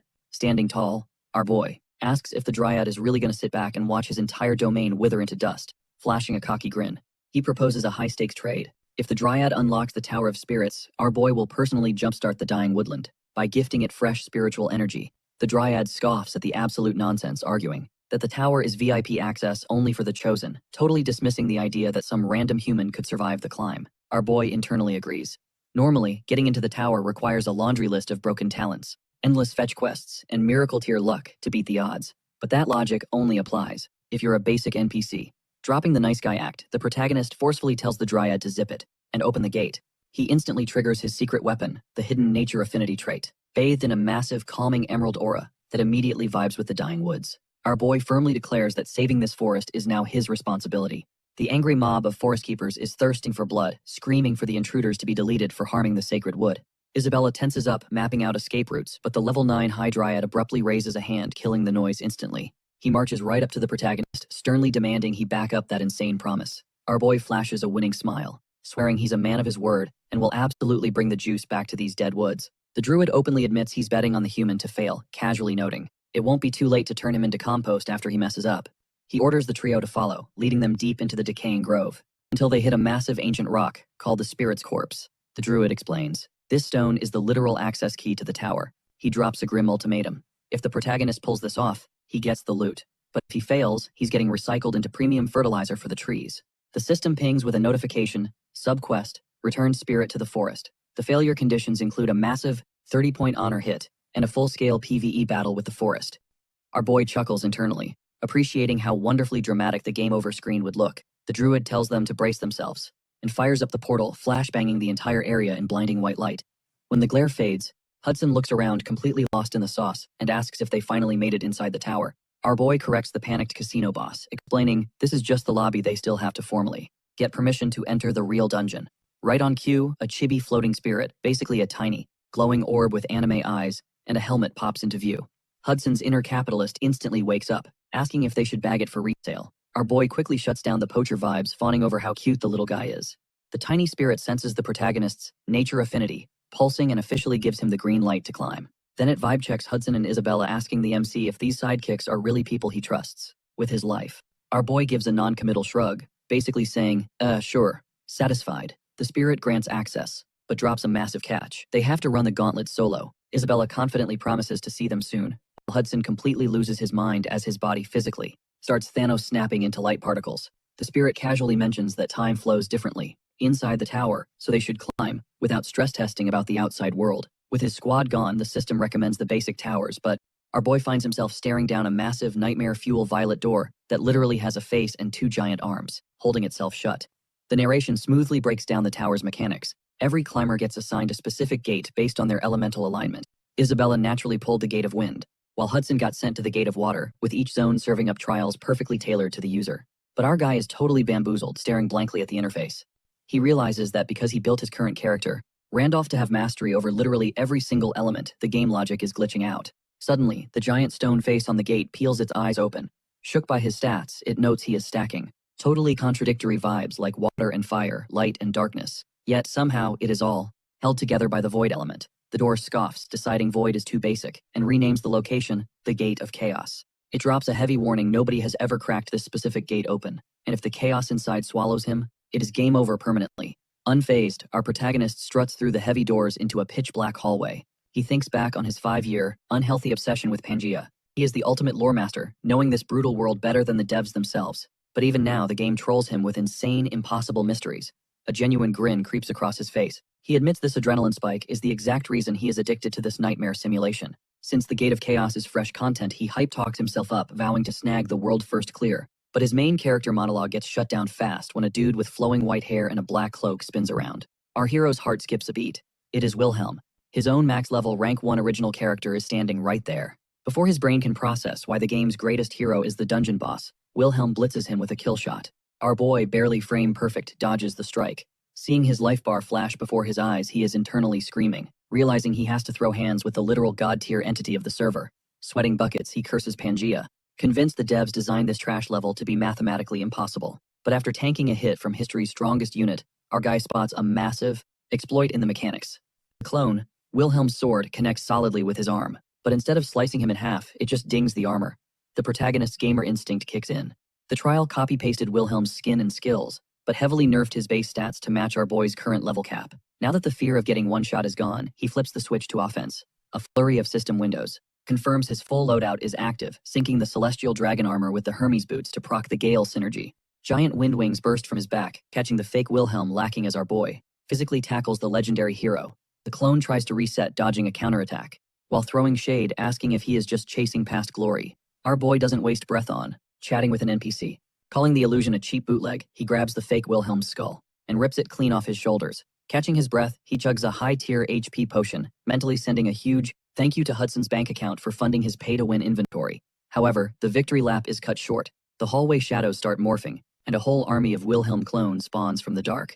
Our boy gulps, realizing if he hadn't packed a literal warehouse of healing items, he would be logging out for good. The scene cuts to the real world inside a high-end studio. The legendary player Gracia is wrapping up an interview, and the reporter politely thanks him for flying all the way to Korea. Gracia ignores the small talk, pivoting straight to business. He tells her that now the cameras are cut, he needs the tea on that mystery man she mentioned in her article. Leaning in with zero chill, the strongest player on Earth demands every single microscopic detail about her savior, warning her not to skip a beat.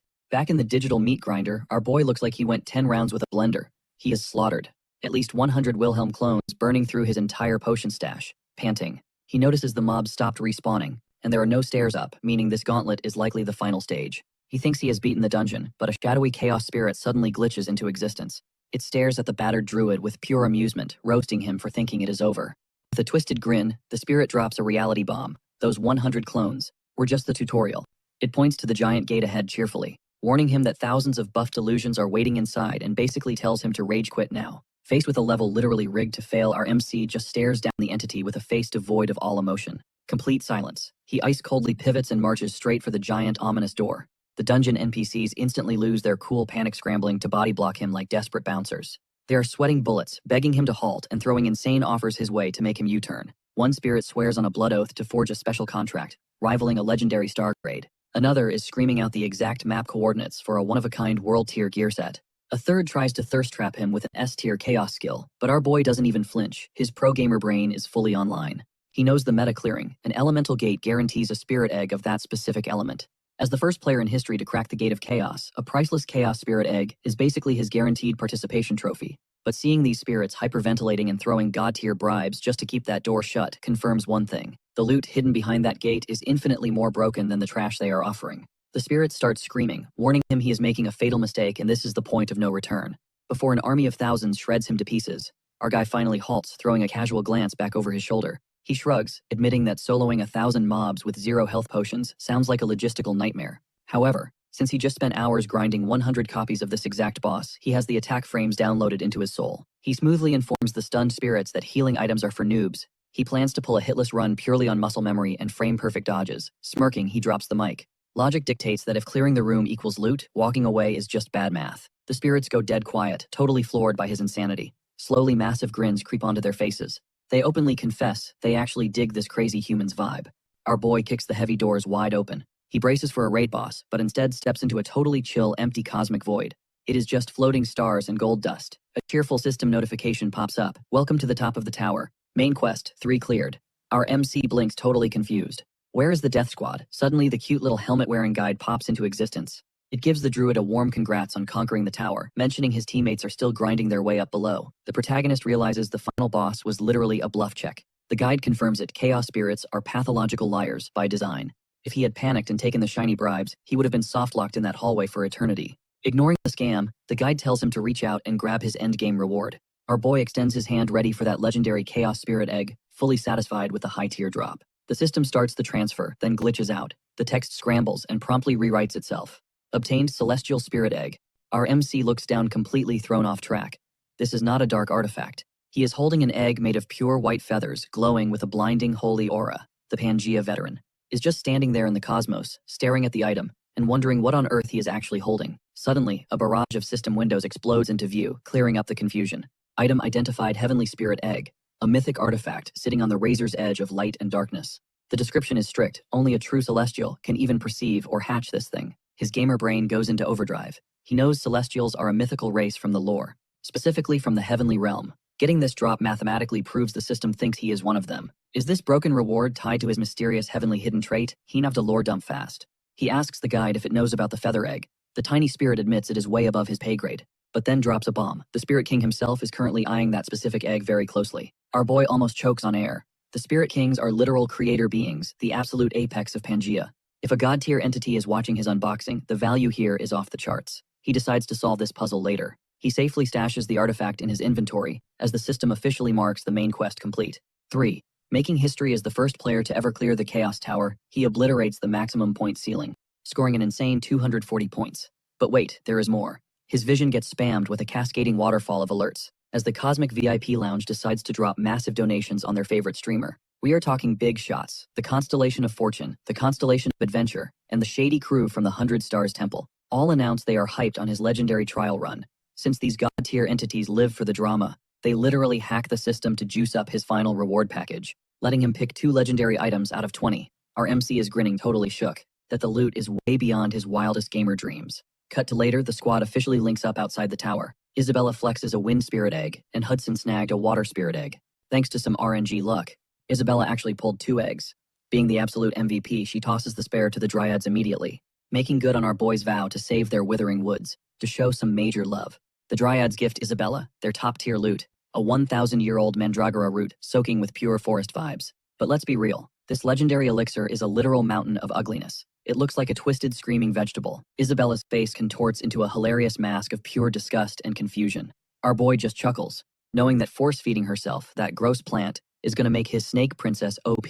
The system pings him with the Dryad's Friend achievement, and unlocks a fast travel point, dropping a hint that Dryads are ride-or-die homies as long as you don't accidentally torch their home. Checking the new leaderboards, our protagonist is hyped to see his alt account, Randolph, sitting pretty at rank 1, comfortable kicking the legendary Gracia down to 2nd place. Since he shattered the point cap, his Guardian Wall hits level 11. This is a massive quality of life upgrade. Now, his real-world body has a 30-second shield against low-level mobs while he is away from keyboard, and his avatar stays safe during logout. He mentally sighs, sweating bullets, realizing how exposed his physical body was before. Hudson cuts the menu surfing short to thank the MC profusely. With literal dollar signs in his eyes, he announces plans to buy a premium incubator the moment they return, knowing that Spirit is his ticket to power leveling straight to level 10. Before they bounce, Isabella requests a pit stop. Hudson, now a devoted follower of the cult of Randolph, agrees to follow them blindly.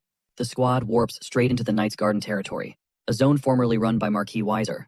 The second Hudson clocks the location, he loses his absolute mind. He is shaking and pacing, terrified because this is Serengeti's hood, and he feels way too broke and unworthy to pop the question yet.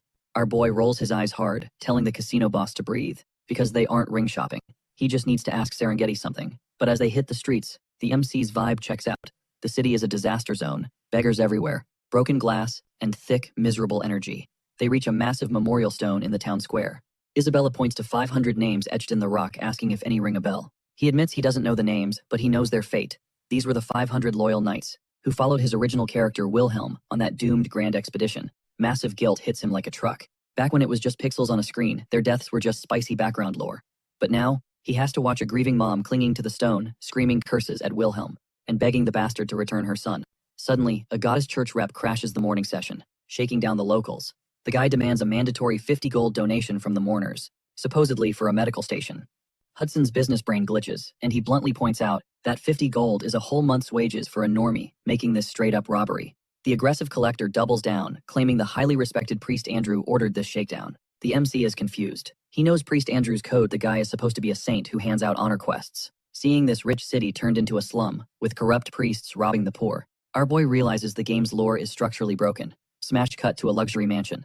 Let's look at the guy running the show, Marquis Weiser, the supposed ruler of this turf. He is slumped over his desk, looking like absolute trash, wasted out of his mind, and buried under a mountain of empty bottles. When his loyal butler gently begs him to put the drink down, the Marquis answers by launching a glass bottle straight at the poor guy's face, screaming for a refill. Meanwhile, our boy decides it is time to talk to management. He politely demands a sit-down with Priest Andrew, but the desk guy starts rubbing his neck awkwardly, claiming it is impossible because the waiting list for treatment stretches for miles. Our boy just snaps his fingers at his personal ATM. Hudson steps up and casually drops a 50,000 gold donation on the counter. The worker's jaw hits the floor.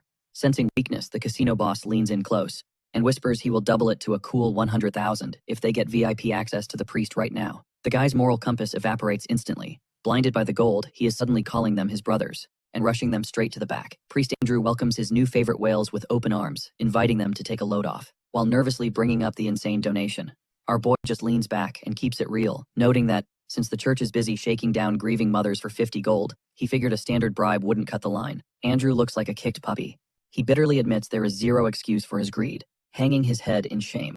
Our boy drops the attitude and asks the real question. How did a major relief center in a rich city end up this broke Andrew's size, and spills the tragic lore. He explains that Sister May, that grieving mom from outside, lost her only son in the legendary Grand Expedition, and she wasn't the only one. Tons of elite knights from Knight's Garden got hyped by the Night King Wilhelm and marched off to fight the Demon King, never to return. The city lost a huge chunk of its muscle and manpower, but here is the thing. Knight's Garden had deep enough pockets to eventually bounce back from the economic hit. The real financial apocalypse started when the Lord's daughter, Lady Serenity, finally dragged herself back from that doomed mission. Seeing our boy looks unimpressed, Andrew drops the bomb. Serenity came back missing both legs and trapped in a permanent, unexplainable coma. Marquis Weiser, desperate to save his only child, completely lost his mind. He blew the city's entire treasury on useless elixirs, letting scammers drain him dry. Desperate, he even took out a massive loan, putting up the entire territory as collateral. When everything failed, the Marquis snapped. He cut all city funding, leaving this one relief center as the only thing keeping the sick from rotting in the streets. That is exactly why the church is shamelessly shaking down tourists. They need that cash just to keep the lights on and patients breathing. Processing this heavy lore, our boy figures out Serenity's coma isn't just physical trauma. Andrew confirms it is likely a high-level curse way above his pay grade. The protagonist connects the dots, realizing his broken star's blessing trait acts like a cheat code to wipe out the curse, just like with Isabella. Deciding he has heard enough, our boy stands up and announces he is going straight to Marquis Weiser. Andrew panics, warning that the broken lord is basically a hermit, now begging for a few days to set it up properly. Our boy just smirks, stating he doesn't have time to wait around. Besides that, massive donation is already working its magic. Right on cue, a royal knight bursts in, announcing the lord urgently wants to meet the wealthy VIP who just bankrolled the clinic. Our boy chuckles. Rich people are so predictable. Show up with a briefcase full of cash, and you get an instant invite. As he turns to leave, Andrew calls out, genuinely thanking him not for the cash, but for helping Sister May earlier. Our boy flashes a warm smile and tells Andrew it is genuinely good to see him again. The priest is left standing there, totally confused by the familiar vibe. Hard cut to the Marquis' estate, where the Lord of Knight's Garden looks like a walking hangover. Weiser shakes his heavy head, assuming the kid sitting across from him is just some wandering merchant or a spoiled trust fund baby. He offers a slurred apology for the rush.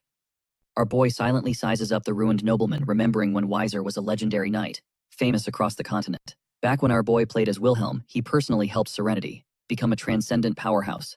In sheer gratitude, Weiser swore absolute ride-or-die loyalty to him. He built a reputation as a guy who serves cold steel to his enemies and undying loyalty to his friends. But our MC wonders if the man's spirit is as wrecked as his crippled body.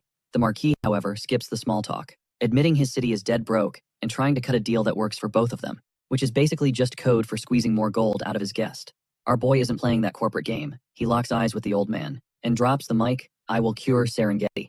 The Marquis freezes, then cracks up a dark, twisted laugh. He starts roasting our boy, thinking he's just another leech chasing the bag, banking on the rumor that the Lord makes it rain cash for anyone who even whispers his daughter's name. The Marquis snaps, demanding the price tag. 300,000, 400,000, the whole damn district. He slams his fist down, shaking the massive oak table to its core, and screams that grifters have already bled him dry. Sick of it all, he barks an order to his royal knight, gouge his eyes out and toss the trash. Our boy doesn't even blink. He calmly says he doesn't want a single copper coin. No miracles guaranteed, but he swears there's a real shot. He can wake her up. The Marquis squints, his bloodshot eyes suspicious. Why would a stranger offer a legendary cure for $0? Our boy leans in, radiating pure boss energy. "I'm not doing you a favor," he says. "I'm paying back a massive debt." As the Marquis looks confused, the MC drops the ultimate bombshell. He claims the title, heir to the Night King, Wilhelm's only successor. He demands to see Serengeti right now, to ask one question. In exchange, he'll save the girl who gave up everything for her master. The Marquis grins like a demon. He notes the whole continent is crawling with delusional clowns, pretending to be Wilhelm's magical heir. Done with the BS, he orders his knights to execute our boy and slaughter his crew outside. A tank of a knight charges in, going for the kill. Our boy just lifts his teacup and casually blocks the death blow. With terrifyingly effortless strength, he shoves the knight back, smashing the fragile cup right into the guy's steel chest plate. Unfazed by the chaos, our boy locks eyes with the stunned Marquis, Prep the arena, he demands. He's gonna beat the truth into them and prove, once and for all, he's the real deal. Hey, enjoying the heat? Smash that like and subscribe button. It helps me pump out more episodes for you guys. Done sweet, let's dive back in. Cut to the combat arena. In the stands, the casino boss turns to the Snake Princess, totally lost on how they went from a shady clinic visit to a gladiatorial death match in 5 seconds flat. Isabella sighs. The MC has always been a wild card, but even she didn't see the speedrun coming. Down in the dirt, our boy sizes up the threat. He notes the Royal Knight is dripping in premium gear, blessed by a high-tier priest. This guy came dressed to kill, literally. The knight gets cocky, offering one last chance. Confess your lies and beg, and I might spare you. Our boy shuts that down. Just remember your promise to keep my identity secret. When you lose out of embarrassment, the knight scoffs, swears on his honor, that's impossible, and lunges in to teach this fake successor a brutal lesson. Our boy weaves past the first strike effortlessly. He calculates that, despite the Grand Expedition's losses, these veteran knights still have way better base stats and gear than him right now. He can't get sloppy. The knight throws a follow-up, but our boy steps into his guard, blocking the heavy sword hilt with his own forehead. Bam! The knight is shook. This isn't a scammer. It's a straight-up maniac. In the VIP box, the Marquis and his guard Lucas watch intensely. Lucas admits the challenger's moves are legit, but the Marquis waves it off as cheap parlor tricks. The Lord thinks back. He's seen too many clowns claiming to be Wilhelm's student just chasing clout. He fought beside the Night King. He knows Wilhelm's sword skills were beyond human understanding. Unless this kid can pull off a one-to-one copy of that god-tier technique down to the pixel, the Lord isn't buying the hype. Back in the dust, the Royal Knight decides to be gracious. He admits the protagonist has legit skills. He offers a deal surrender now, and he'll beg the big boss for a pardon, so the kid can join his personal squad. Our boy fires back, calling out the knight's massive ego. For a level 3 noob being carried by a pay-to-win armor set, the knight stammers, getting defensive, claiming the Lord ordered the loadout, but yeah, he admits the stat gap feels totally cheap. Our boy sighs, must be nice, having rich kid toys, then launches a savage kick, straight to the knight's jaw. Enough games, the protagonist declares. He's about to teach a masterclass on item builds. Ding, a system window pops, as he dual wields 2 ultimate iron swords. Pure confusion sweeps the arena. The casino boss and the Marquis are shook. Where did he just spawn those blades from? Our boy charges, driving the knight onto his back foot. The Royal Guard scans the flurry, calculating the spec's crazy attack speed, but zero weight behind them. He smirks, figuring as long as he guards his vitals, those toothpicks won't dent his plate mail. That arrogance gets deleted instantly when the MC switches up the tempo, shattering the guard and burying the knight in the dirt. Standing over his prey, our boy drops the mic. He's about to reveal the real Night King swordsmanship. Cut to flashback, the exact second our boy cleared the Tower of Spirits. A loot table full of S-tier rewards filled the screen, from demon-slaying blades to annihilation gauntlets. But he zeroed in on one thing, the ultimate iron sword. The lore text revealed it was basic trash tier refined to godhood by some weirdo star, giving strength buffs and a free level in sword proficiency. But the real kicker, a glitched set effect that multiplies stats if the user stacks items with the ultimate tag. Since he was already rocking the celestial dragon armor, our boy wondered if the system allowed dupes. He greedily tapped the sword twice. System said, yes. Then the real magic hits. He stacked the weapon master trait, his dexterity stat, the base item buff, and the duplicated set multiplier. His sword proficiency glitched through the roof, hitting level 10 instantly. Maxing it out triggered a secret event in his Star Inheritor class, letting him download the memories of his possessed star and perfectly execute a chunk of Wilhelm's legendary moveset. He was totally lost by the lore dump back then, but now it's the meta build. Back in the arena, the knight is paralyzed with fear. The tables have turned. He tries to kite back, but the insane speed keeps him glued to the spot. He tries to brute force a counter, but the sheer pressure of the technique wrecks his balance. The guard feels like the air itself is against him, wondering if this broken gameplay is even allowed in the server. Narrator drops truth, people turn into NPCs when they see something this impossible. Brains go offline, just blank stares and dead silence. That's the vibe from the Snake Princess and the casino boss to the Marquis and the shaking knight. Our boy unleashes the ult, Heaven and Earth Revolution. In a blinding flash of power, he demolishes the defense, pinning the man's neck to the ground. Humiliated, the knight taps out immediately. Our boy glances at the VIP box, shouting at the Marquis, need any more proof? The Lord, totally starstruck, turns to Lucas, voice shaking with hype. He orders his squad to bring the guest up, VIP treatment only, officially acknowledging him as the legitimate heir to Night King Wilhelm. Down in the dust, our boy smirks. Mission accomplished. Scene change, the dark vibes of Serengeti's bedroom. The Marquis looks broken, spilling the tragic backstory. Seeing his daughter trapped in an endless nightmare since the disastrous expedition, the desperate father burned through the entire treasury, spamming gold on legendary potions and S-tier healers, even begging a saint for divine intervention. But the debuff was invincible.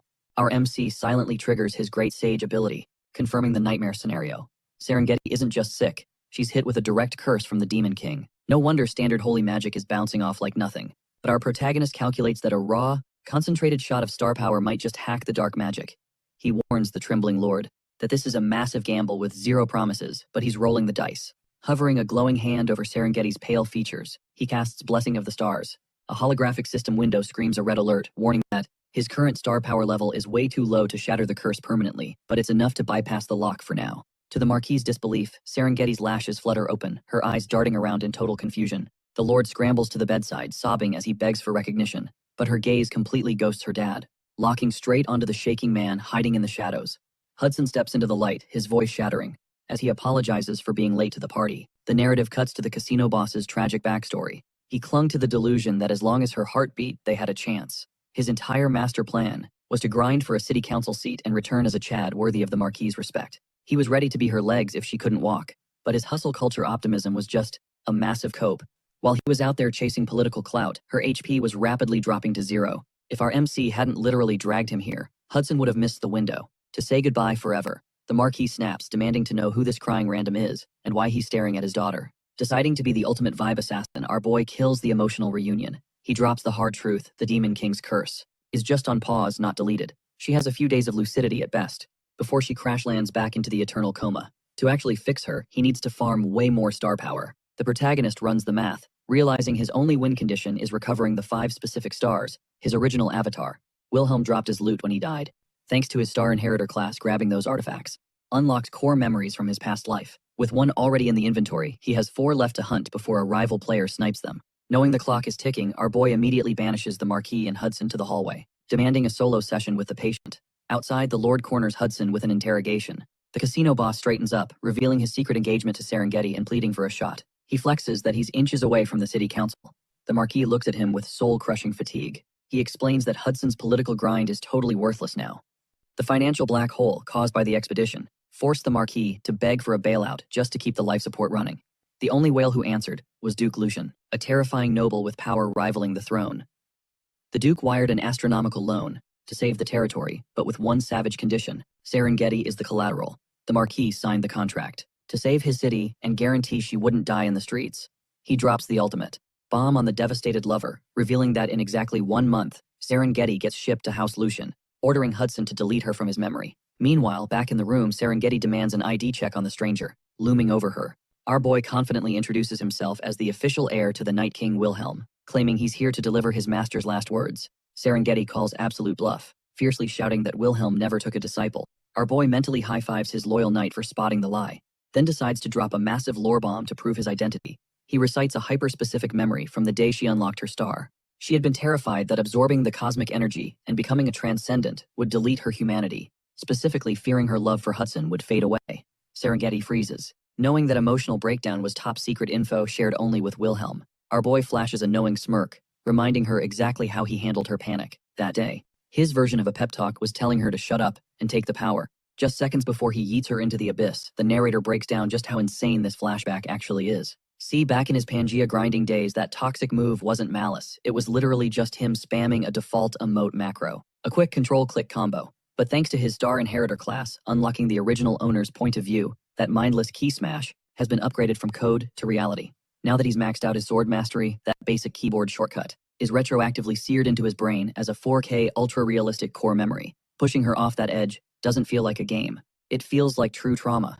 And Serengeti, she recognizes that unhinged, borderline psychotic motivation style immediately. That is 100% Wilhelm. You can't fake that level of crazy. Accepting the reality, she eyes his massive glow-up and asks the big question: is he officially a sinner? He doesn't deny it. For the uninitiated, sinners are players who hijack new bodies while keeping their save files intact. But there's a catch. Elite NPC executioners called hunters are programmed to hunt them down like dogs. Serengeti begs him to lay low, but our MC, he literally could not care less about the danger. He leans in face, locking in complete seriousness. He doesn't need safety hints. He needs the truth about what went down. In his final seconds, he has a vivid render of plunging his sword into the Demon King's heart, watching the boss disintegrate into pixels. But right at the victory screen, reality glitched. Time froze, and boom, he got slapped with a game over notification out of nowhere. He demands the uncensored logs of his death from the only person who saw it. From her sick bed, the exhausted knight stares at him, her vision swimming until the newbie's face overlaps perfectly with the legendary silhouette of Wilhelm. Cut to the flashback, the Grand Demon World Expedition.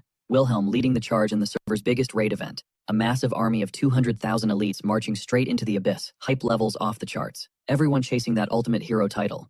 They had min-maxed every stat and prepped strategy based on endless data mining. It was supposed to be a pixel-perfect run, with zero margin for error. But reality hit them like a freight train. The scene cuts to a total gorefest, absolute carnage everywhere.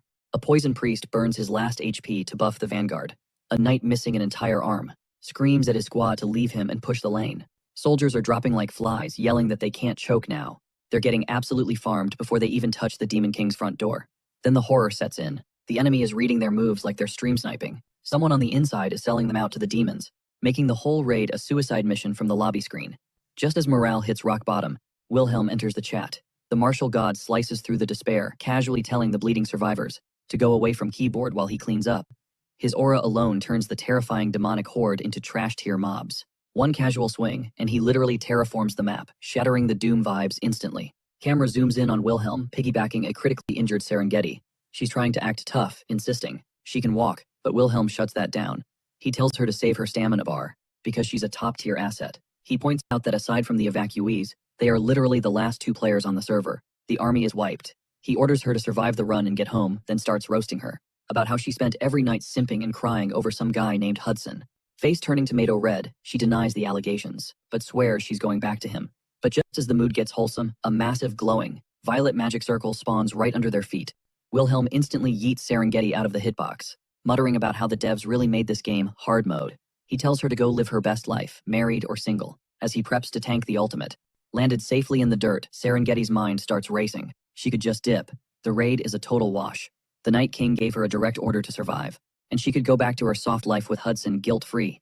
But her loyalty stat is maxed out. Mentally apologizing to her boyfriend, she triggers her ultimate position swap. In a blinding flash, she switches coordinates with Wilhelm, eating the entire magical nuke herself. That's the tragic moment she lost her legs. Snap back to the present-day dimly lit bedroom. Serengeti explains she only tanked that blast because of an SSR tier elixir Wilhelm had dropped for her earlier. Our MC starts sweating bullets. He remembers back when this was just a game he was spamming premium consumables, just for the dramatic flex. She continues revealing that Wilhelm immediately slapped on an extreme.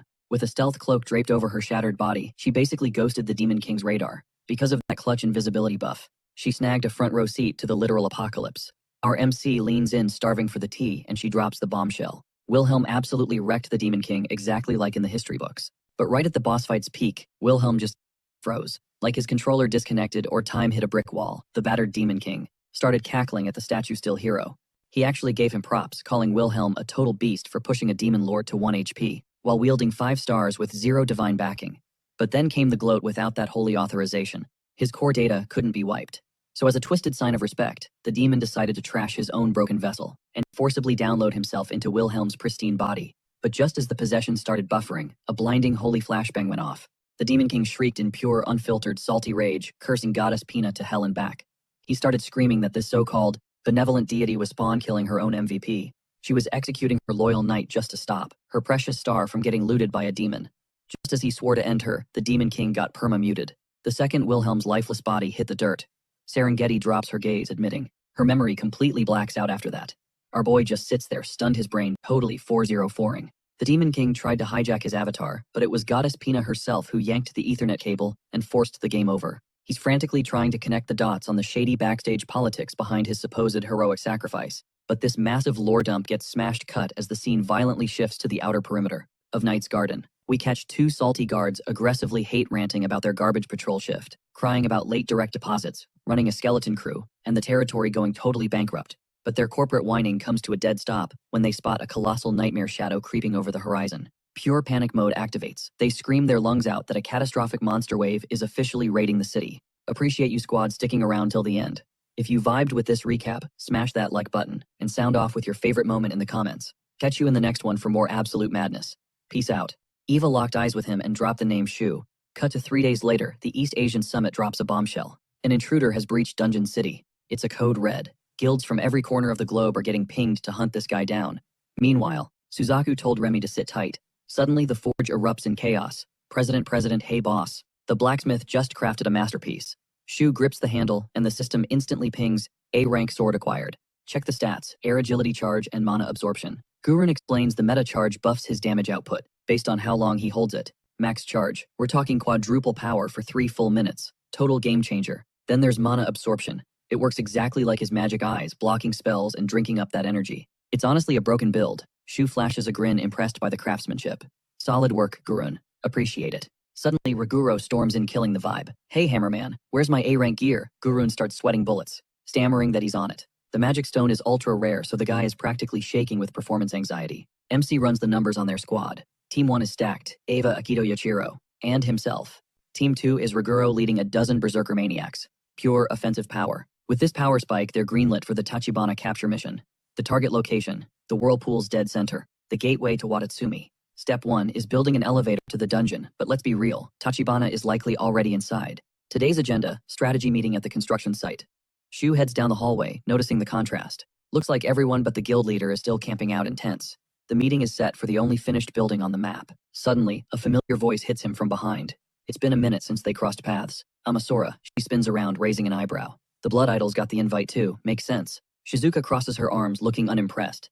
Does he know Seven and Sanguji are here? We're talking 13 top-tier guilds, all converging just to bag one adventurer. That's the threat level Tachibana represents. She bets he's been farming the dungeon for ages, leveling up and hoarding items to boost his control abilities. MC nods, she's spot on. The longer they wait, the stronger he gets. How many items has he hijacked by now? Meanwhile, Suzaku is strolling through the dungeon with his cultists, lugging a coffin behind him. He admits the place has that S-rank atmosphere. Didn't expect the first floor to be this massive. But the mobs just B-rank fodder, hardly worth his time. Every kill just feeds his power. He waves a hand, ordering the slaughter. The monsters turn on each other instantly. Suzaku checks his stats. Manipulation skill is already past level 30. He can micromanage 5 units, or command a battalion of 150. Every fallen enemy just adds to his zombie army. It's a total washout. He needs to locate the floor exit fast before the hero squad catches up. Suzaku studies the mobs. Something's off. In this dungeon, they spawn in coordinated packs, moving like they're following orders. Someone's pulling the strings. Suddenly, a massive magical tsunami crashes in, wiping out the monsters in a single surge. As the water recedes, the battlefield is littered with corpses. Suzaku's followers throw up a barrier just as a boss monster steps out. Revenge, it hisses. For my kin, I won't hold back, human. They lock eyes as the water continues to flood the zone. Suzaku analyzes the situation. I get it. This tsunami wiped out East Asia. It also just washed away half his zombie horde. The monster taunts him. You think you can command the dead? Can you handle my numbers? Suzaku sighs, looking bored. This is looking grim. Taking way too long. I'm ending this. Now. Instantly, the heads of his own followers drop to the floor. Suzaku declares he doesn't care if he becomes a demon lord. He triggers his ultimate restructuring. It links him to every entity under his control. Connect, separate, transform. Complete biological manipulation. Suzaku morphs into a grotesque titan stitched together from various parts. The monster recoils in horror. He absorbed their flesh. Is this thing even human? Back at the expedition base, MC walks the halls. The scale of this raid is insane. Japan, America, Korea, India, China, the whole Asia-Pacific server is here. Plus, a ton of A-rank guilds. I'm looking at over 10 A-rankers and more than 100 B and C-rank support. Just then, a girl steps into his path, flashing a smile. Welcome, Japanese adventurer.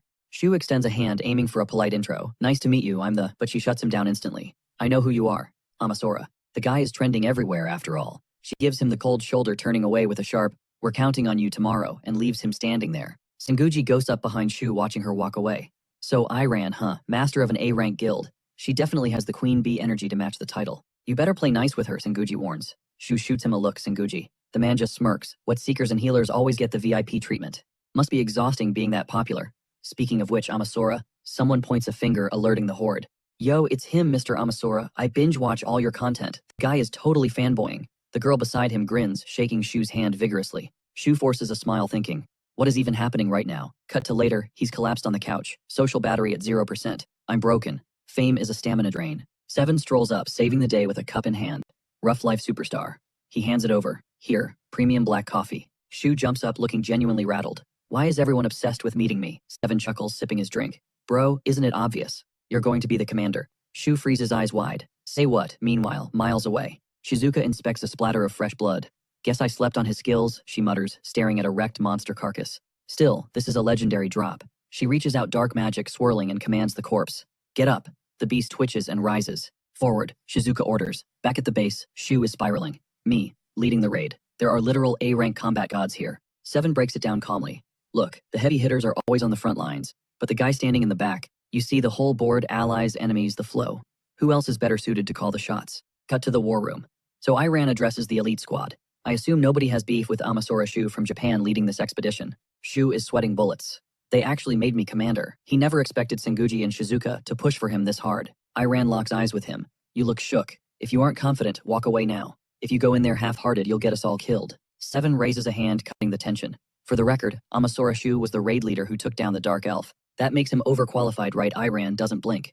I don't doubt the stats, but I won't trust my life to someone who's just going with the flow.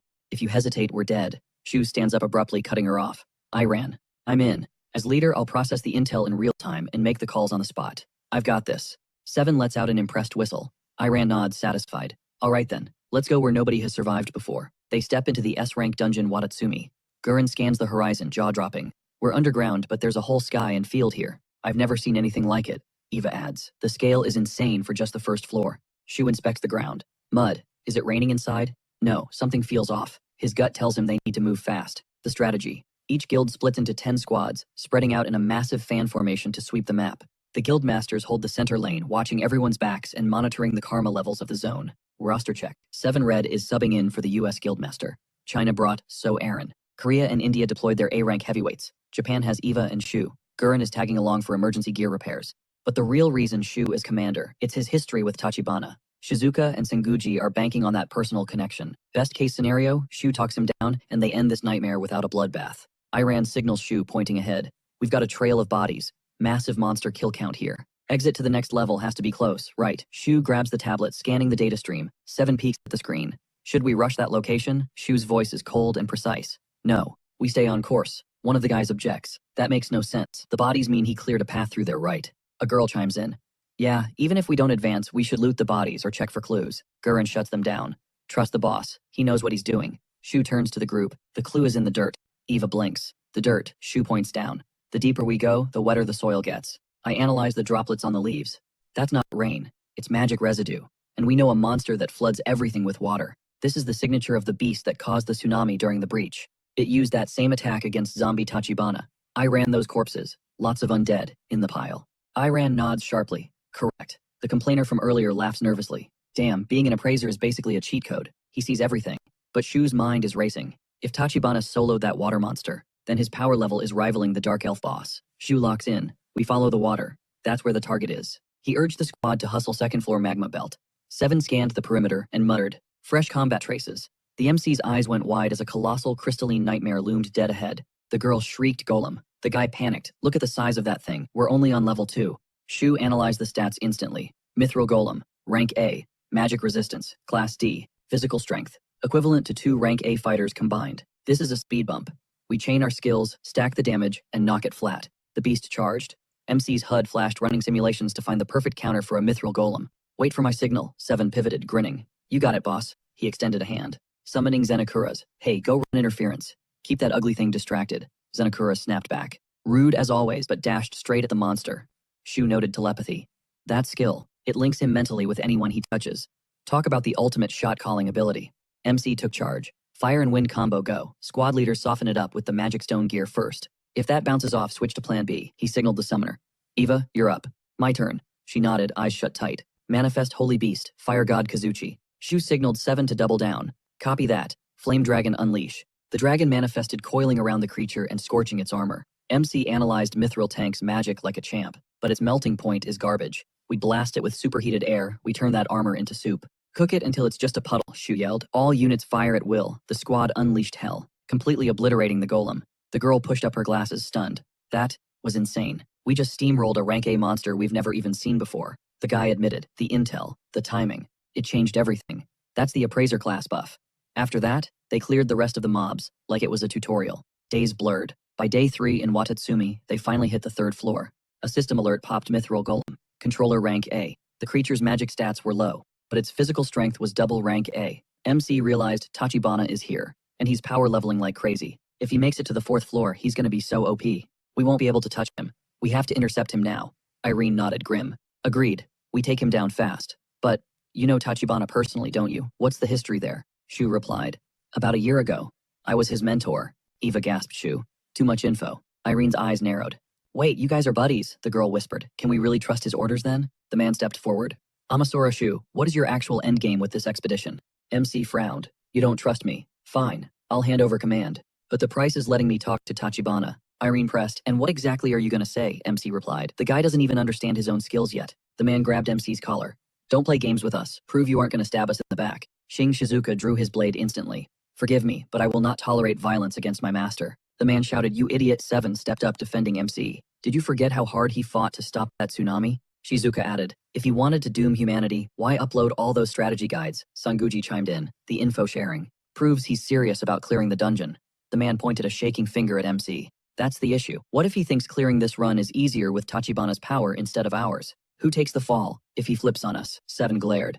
Forget the chain of command for a second. Why don't we just shut up and watch him talk to Tachibana? The man glared from under his brow. You rich nations don't get it. We have a duty to secure these resources for our people. Seven scoffed. What are you rambling about? We're here to save the human race. Cut it out, Irene commanded. He has allies, I get it. Shoo. I'm sticking to you like glue, watching every move. Is that cool? The man nodded. Fine. But we're watching him too, the girl added. As long as the three of us stay in the same squad, I'm in. The man muttered an apology, though he still sounded paranoid about a double cross. I'll keep eyes on him, but strictly to clear your name. The MC flashed a grin. Deal. Can't blame him. I'd be suspicious too. He signaled the team to hustle. Move out, target acquired. Locked onto Shizaku. He tapped his temple, activating his vision. He's close, same floor. Practically breathing down our necks. Stay frosty, one wrong step and he'll sense us. Location, a man barked. Leia cut in. What's the zombie count? The MC grimaced. He's got humanoid variants. Plus, seekers. We're looking at a swarm of 300. The team froze. 300. You heard me. But get this, they're distracted. He zoomed in. They're clashing with a female entity. The queen of the undead. She's a shaman class, summoning corpses just like Shuzaku. Shizuka leaned in. Is she stronger than him? Negative, the MC replied. Shamans can puppet the dead, sure. But Shuzaku is in a league of his own. Once he hijacked her minions, it's game over. The longer this drags on, the bigger his army gets. But right now, he's burning serious mana fighting that shaman. We strike now. I need 3 A ranks on the boss. Everyone else, you're on zombie control. But first, let me try to talk him down. Iran, hands on hips, scoffed. You already played that card, didn't you? One guy tapped his chest. We're with you. Then Seven Red pointed a thumb at himself. I'm crashing this party too. Me 3, Shizuka chimed in. The MC scanned the group thinking, so everyone's riding out. He shrugged. All right, let's roll. Meanwhile, the battlefield was chaos. Shuzaku rubbed his temples. That's the last of her grunts. His eyes darted to a jagged hole above the stairs. A dark grin spread across his face. Trying to flee. Since when do monsters learn how to run? Yeah, shoo. Right on cue, the MC and Eva stepped into the light. Shuzaku glared. The whole gang's here. Just talking, the MC shot back. But the cavalry teleports in 5 minutes. Shuzaku closed his eyes. Naive. That's why you can't beat me solo. The MC clenched his fist. Shuzaku, listen. We don't want blood. Just surrender. I've analyzed your stats. You're chasing a ghost.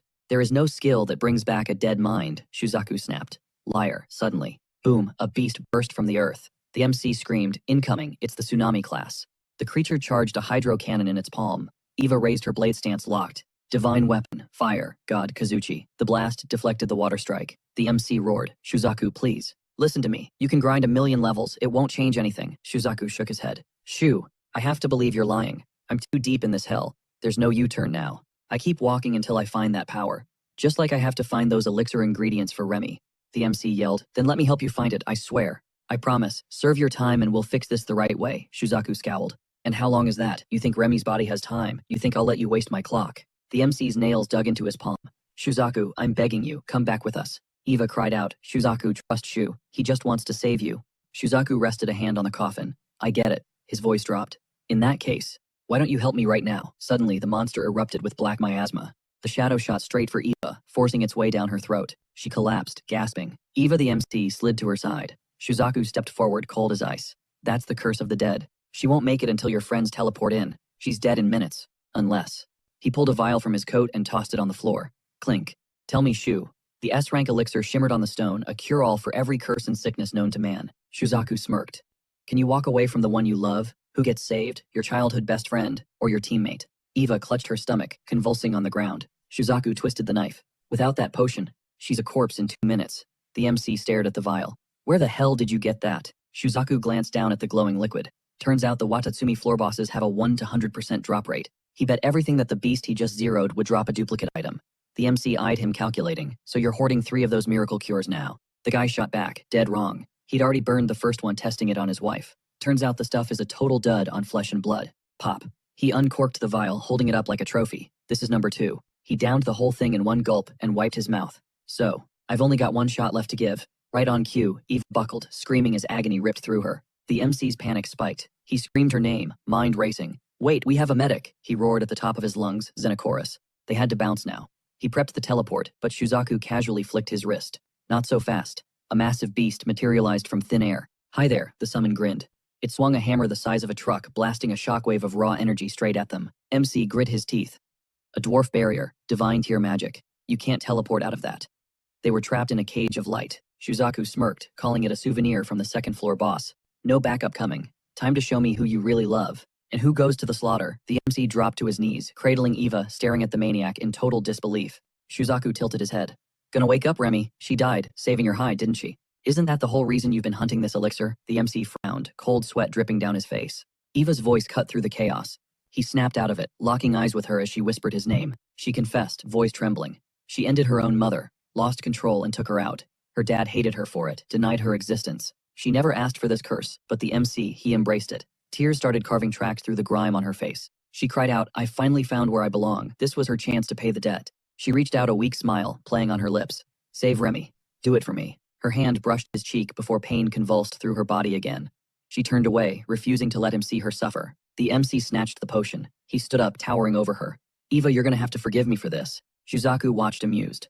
The MC cradled Eva's head, tilted it back, and dumped the glowing liquid straight down her throat. Sorry, I hesitated. Before the words settled, her eyes snapped open. He grinned. Wake up. I need your muscle. I need you. I'm toast without you backing me up. She frowned, confusion swimming in her teary eyes. Then she tackled him, burying her face in his chest, sobbing. I'm sorry. The MC let out a heavy sigh. He triggered his scan. Poison status, cleared. She was green across the board. Even with his hacks, he couldn't explain the logic, but the results didn't lie. Shuzaku broke the silence. So you made your play. He nodded slowly. I knew it. We aren't cut from the same cloth, obviously. Energy started surging around him, crackling in the air. Too bad. I can't let you save him now. An army of monsters spawned behind him instantly. Eva didn't flinch. She stepped up, sword raised, shoe back off. Xenochorus slammed his hand against the invisible wall outside. Master Shuzaku laughed, thanks to that drink. My mana and stamina are maxed out. Let's see who's holding the winning hand. Creak. The coffin behind the villain slid open. The MC ran a quick scan. Shuzaku is level 300 plus. That's a 100 level gap. Only the caster can drop a dwarf barrier. What's the play here? A girl stepped out of the coffin, blinking. Darling head snapped toward her so fast it looked painful. She smiled. Shuzaku lost it. Remy. He scrambled over, grabbing her shoulders, desperate. Remy. Do you know who I am? The elixir worked. He just had to be patient. But the MC's eyes widened as his scan finished. He pointed a trembling hand. Shuzaku, get away from her. That isn't your wife. Too late. Her hand shot forward, impaling Shuzaku's chest. Clean through. He collapsed, choking out her name as he hit the floor. The squad watched, paralyzed in horror. A system window popped up behind the girl. S-rank Undead Queen. SS class magic. A-rank strength. Skills loaded body mastery, temporary death possession spirit form. A walking nightmare. The barrier shattered like glass. Eva shouted. The dwarf barrier is down. Shuzaku lay there bleeding out in a pool of crimson. The undead queen scoffed. You came all this way just to revive this woman. Pathetic. Human stupidity really has no ceiling. The MC didn't hesitate. He charged and hand extended. Shuzaku Swiron panicked, yelling, Hold up, Shu, why are you fighting? You said 5 minutes and we teleport. Eva screamed. That's not Shu. The MC raised a hand, grimacing. My bad. I didn't think a zombie minion could block my teleport skill. Huge miscalculation. He totally underestimated the guy. Thinking Xenochorus was the teleportation MVP wrong. The boss had already body-snatched the corpse Shuzaku was hauling in that coffin. It was a total ambush. She shattered his defenses and drove a blade straight through his chest. But the brawl was already on. Even if they had to bail, they weren't leaving him behind. Clutching his bleeding chest, the guy screams, Shu, it's over. He's stripped of command. Leia doubles down. That goes for the whole squad. The guildmasters were unanimous on this takedown. The MC clenches his fist, knuckles turning white. He drops the bomb. This freak can hijack bodies. If they don't end Shuzaku right now, that monster is just going to ride him like a meat suit. And then they'd be fighting a possessed Shuzaku. Suddenly, Senguji tosses his cape pure main character energy and mutters, I see. That would be a drag. He levels his blade and 7 red morphs, shifting forms instantly to match the threat. Blink and you miss it. Senguji teleports behind the undead queen, unleashing a devastating strike. She dodges by a hair, but the impact is massive. Huge chunks of the ceiling come raining down from the shockwave. Amidst the chaos, 7 red scoops up Shuzaku's body like a sack of potatoes. All right, we're ghosting before this place collapses. Sorin signals the MC eyes cold. This ends now. The MC screams, Xenochorus. It is all on him to warp the whole crew to safety immediately. An army of undead bursts from the floor, rallying behind their queen. Cut to safety. Shuzaku hits the dirt hard. Grin checks on Xenochorus. Warping that many people, it completely tanked his mana reserves. He is tapped out. The MC knows the boss is hot on their trail. We are talking minutes before she catches up. They need a fix for Shuzaku fast. He turns to Sorin desperate. Can you patch him up with your skills? She checks him one hand, hovering over his waist. His heart is shredded. That wound is fatal. I can't fix it. And even if I could, I wouldn't. The Underground City and the East Asian Alliance had this hit planned from day one. He was never meant to survive. The MC gapes at her. Excuse me, she shoots back. What, you thought we would just slap cuffs on him and call it a day? Do you know the budget required to hold a manipulator of his level where his powers won't work? It is impossible. Keeping a living weapon like him breathing, zero benefit to anyone. He might be the world's strongest right now, the MC argues. Losing him is a waste. She gets right in his face. We are cleaning up his mess because he turned his power against humanity. Wake up, kid. The MC starts to clap back, but a weak voice stops him. It is Shuzaku. He spins around. Just burn me, Shuzaku wheezes. Don't let her snag my corpse. What, the MC yells, stunned. Shuzaku isn't fighting it, he just wants a final one-on-one with Shu before he goes. Denied, Sorin snaps. No time. Too risky. She powers up her staff, ready to incinerate Shuzaku and his summons right then and there. The MC steps directly in the line of fire. Sorin, stop. He is literally begging you. Her staff hums with lethal energy. Move, Shu. You know we can't leave this loose end dangling. He has to go. Suddenly, energy pulses flare up, but it is not Shuzaku. Seven Red stepped up. The purple mist joins the chat. Rogoro shoulders, his blade grinning. A samurai exists to serve his lord's dying wish, yeah. The MC blinks, stunned. Guys, Senguji strolls over, cool as ice. The art of analysis owes the Thousand Swords a solid, Senguji says. He doesn't want regrets. Neither do we. If we are out of time, we will buy some. Sorin scowls. Ugh, look at all these loyal fanboys. She holds up a hand. 5 minutes. That is all you get. He twitches wrong, I torch him. She brushes past the MC. 5 minutes. Tick-tock. The MC drops to his knees beside Shuzaku. The dying man whispers, I got a question. That girl, the one you saved, who is she to you, really? Does she matter more than Remy? More than the girl trapped in eternal sleep? You dove into that dungeon with zero regard for your own life. Why, the MC doesn't hesitate. Eva is family. She is my guild. Shuzaku pushes harder. If it was anyone else dying, would you waste the elixir? The MC's answer. A cold, hard no. He refuses to pass the buck. He's snagging that elixir solo, and he's absolutely certain he can pull it off. It's on him. Knuckles turning white, he scowls. Trading a friend's life to save Remy, that's deal with the devil. The laughter would die forever. Suzaku lets out a weak chuckle. You really haven't changed a bit. Smiling through the pain, he reaches a shaking hand toward the protagonist. Shu, please, he chokes out. My wife, Remy. You have to bring her body back. Let her, at least rest in peace. Tears stream down Shu's face. I promise, he sobs, gripping Suzaku's trembling hand tight. Suzaku yanks him close, whispering a final secret into his ear. Then the light fades from his eyes, as they drift shut. Suddenly, Siron charges in. Move it, she screams, shoving Shu aside and blasting a torrent of hellfire straight at Suzaku's corpse. She spins around cold as ice. Shu call the retreat. If we look at the bottom line, mission accomplished. The target was to eliminate Suzaku. Everyone knew the score except him. A heavy silence falls. Seiron steps up, admitting the guy was way more overpowered than intel suggested, so she's letting Shu's reckless moves slide this time. But she knows she messed up letting him talk her into it. Pure luck they didn't get wiped out. Monsters aren't the only threats out here. If a stunt like this happens again, she'll flatline the idiot herself. Doesn't matter who it is, anyone compromising the squad gets deleted. She's sure every guildmaster would agree. Later, Shu steps outside. Eva slides up, dropping the tough act. Solid work out there today. She flashes a smile, walking beside him. So, Shu, you good, like for real. About using that elixir on me, Shu shoots her a look. You gonna lecture me too? Just asking, she shrugs. Shu looks down, voice barely a whisper. I was just terrified of losing you. Eva blinks, totally caught off guard. She hides a grin, then looks up at him beaming. Hey Shu, in that case, I'm gonna grind harder than ever, got it. If you wasted that legendary item on a scrub, Remy would haunt us. And I won't let you carry that guilt. Shu smiles back. Deal. I'm gonna work you to the bone then. But Shu learned a hard lesson on this run. The S-rank Watatsumi dungeon is a beast, massive and harboring. An army of god-tier monsters. He needs a plan to buff the entire guild, not just himself. It can't just be about solo players anymore. And one more thing sticks with him. Suzaku's dying whisper. Shu, listen close. The dungeon monsters. They evolve every time they kill a human, which means he can't let a single person die. Not if he wants to protect the crew. Understood, Suzaku. 2.5 years later, the dungeon city is live. It's May 3rd, 2024. Adventurers are buzzing in the lobby. Check it out. A city built literally in the ocean. Limitless potential. Can you believe they constructed this beast in just 2 years? And they aren't even done yet. But yo word is only A-rank guilds and up get access. Give it time. It'll go public soon. Shu stands silently nearby, blending into the crowd, thinking, the real raid on Watatsumi starts now. Back then, he was powerless. He tried to play hero alone, and it almost cost him a friend. He couldn't save Suzaku. That final request still haunts him. Bring Remy back. He still hasn't done it. Moments later, Seiron takes the stage. The crowd quiets down as she announces her new title. Head of the Underground City Division, I'm Siran. I will do everything to uphold the honor of the guild masters and the alliance that voted me in. I'm dedicating my life to clearing Watatsumi. Suddenly some random spot Shu and start whispering.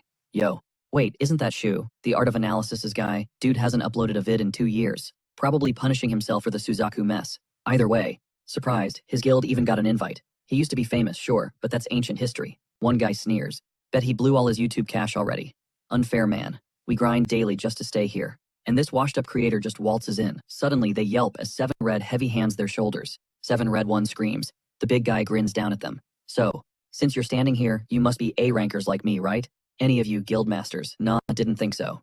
I tend to remember the ones who actually matter. Do these clowns know the level requirements for this city? They're only high tier at trash-talking the guild master. Want to see if you can survive his workload? The rookies panicked and begged for mercy. 7 Red just sighed, waved a dismissive hand, and told them if they have energy to yap, they have energy to grind levels. They mumbled apologies and scattered like roaches. With the noise gone, 7 Red locked eyes with the MC. Still online, huh? This brings us back to the appraiser 2 years ago. Riguro ripped his blade from its scabbard. Schwing. One massive slash decimated a whole row of timber in front of him. He counted off 1, 2, 3, boom. You were a little too eager to say hello, weren't you? My lord. He spun around, flashing a grin at the protagonist. So to what do I owe the pleasure? If you need a tank for a raid, I'm yours. The MC looked down serious. Riguro, I need a favor. Train me. Sure, his stats are trash compared to an A-rank beast like 7 Red, but his combat IQ, that's god tier. It proves who the real swordmaster is. You want to get stronger? Riguro threw his head back and bellowed a laugh.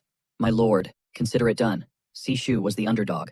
Paper-thin defense. 0 combat skills. His physical strength was laughable. Even with a high player level, he was physically weaker than basically everyone else. Inside that dungeon. Cut to now, a massive behemoth erupts from the earth. The MC doesn't panic. He activates blindness. He launches into the air, flipping mid-jump, but spots razor-sharp spikes rocketing toward him from the monster's hide. Inner monologue. Oh crap, but in a blink, Riguro teleports in front of him, his blade a blur shredding the incoming spikes. He slashes the beast wide open.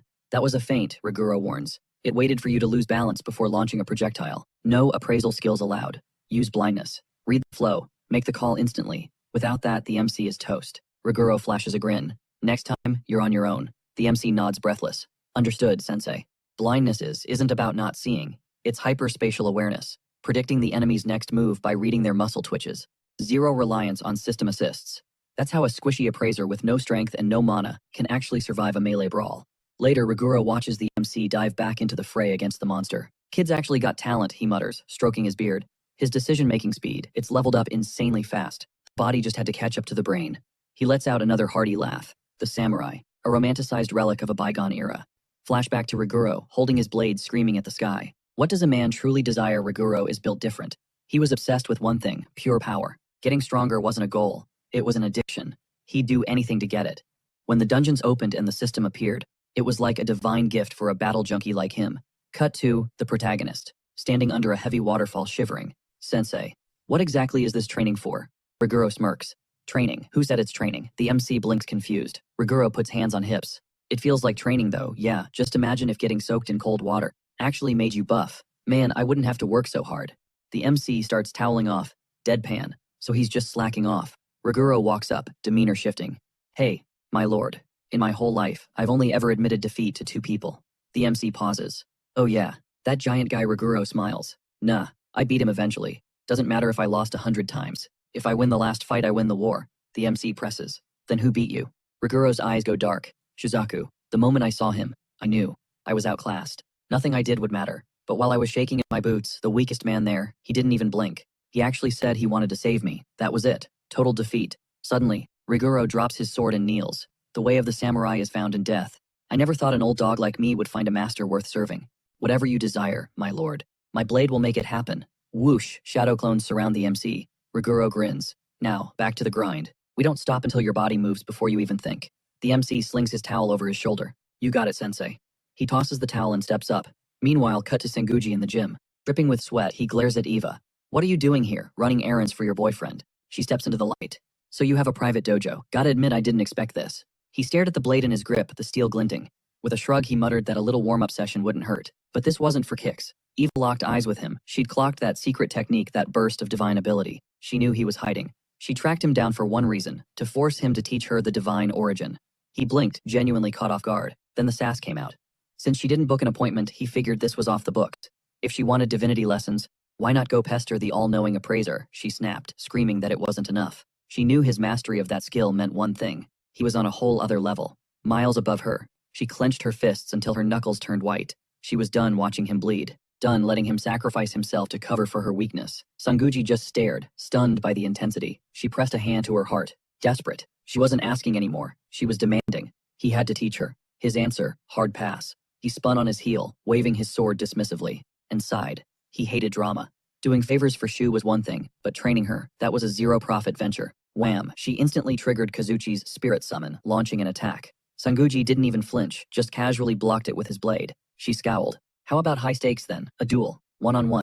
The loser has to grant the winner's wish, no questions asked. He rolled his eyes. Absolutely not. Besides, she'd clearly been reading way too many comic books. She shot back, asking if manga was actually that interesting. Did he live under a rock? He was totally lost. She cut to the chase. She needed power. He studied her face for a long, silent moment. Then he turned his back. Fine. Challenge accepted. Her eyes went wide, but before she could react, a sly grin crept across his face. But was she absolutely sure? She knew how these bets ended in those spicy adult magazines, right? She'd get jealous. She shrieked, face burning red. What the hell? That is straight up harassment. But in a flash, Sanguji's blade was already at her throat. Eva froze, terror washing over her. She lowered her weapon.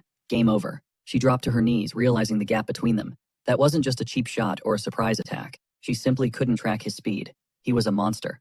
He casually rested the sword on his shoulder, looking down at her. Time to pay up.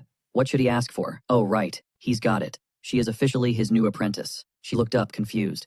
He added a caveat: he's not running a daycare, so she should come back when she's not such a brat. She screamed, no way, he shrugged, figuring this was the perfect way to make sure Shu owed him a massive favor. And for the record, he doesn't actually hate manga. Meanwhile, over at the Guild Union HQ in Dungeon City, the receptionist beamed. Akito and Yachiru, the dynamic duo. What could she do for them? Akito flashed a charming smile. They needed a pass for Watatsumi. The worker raised an eyebrow.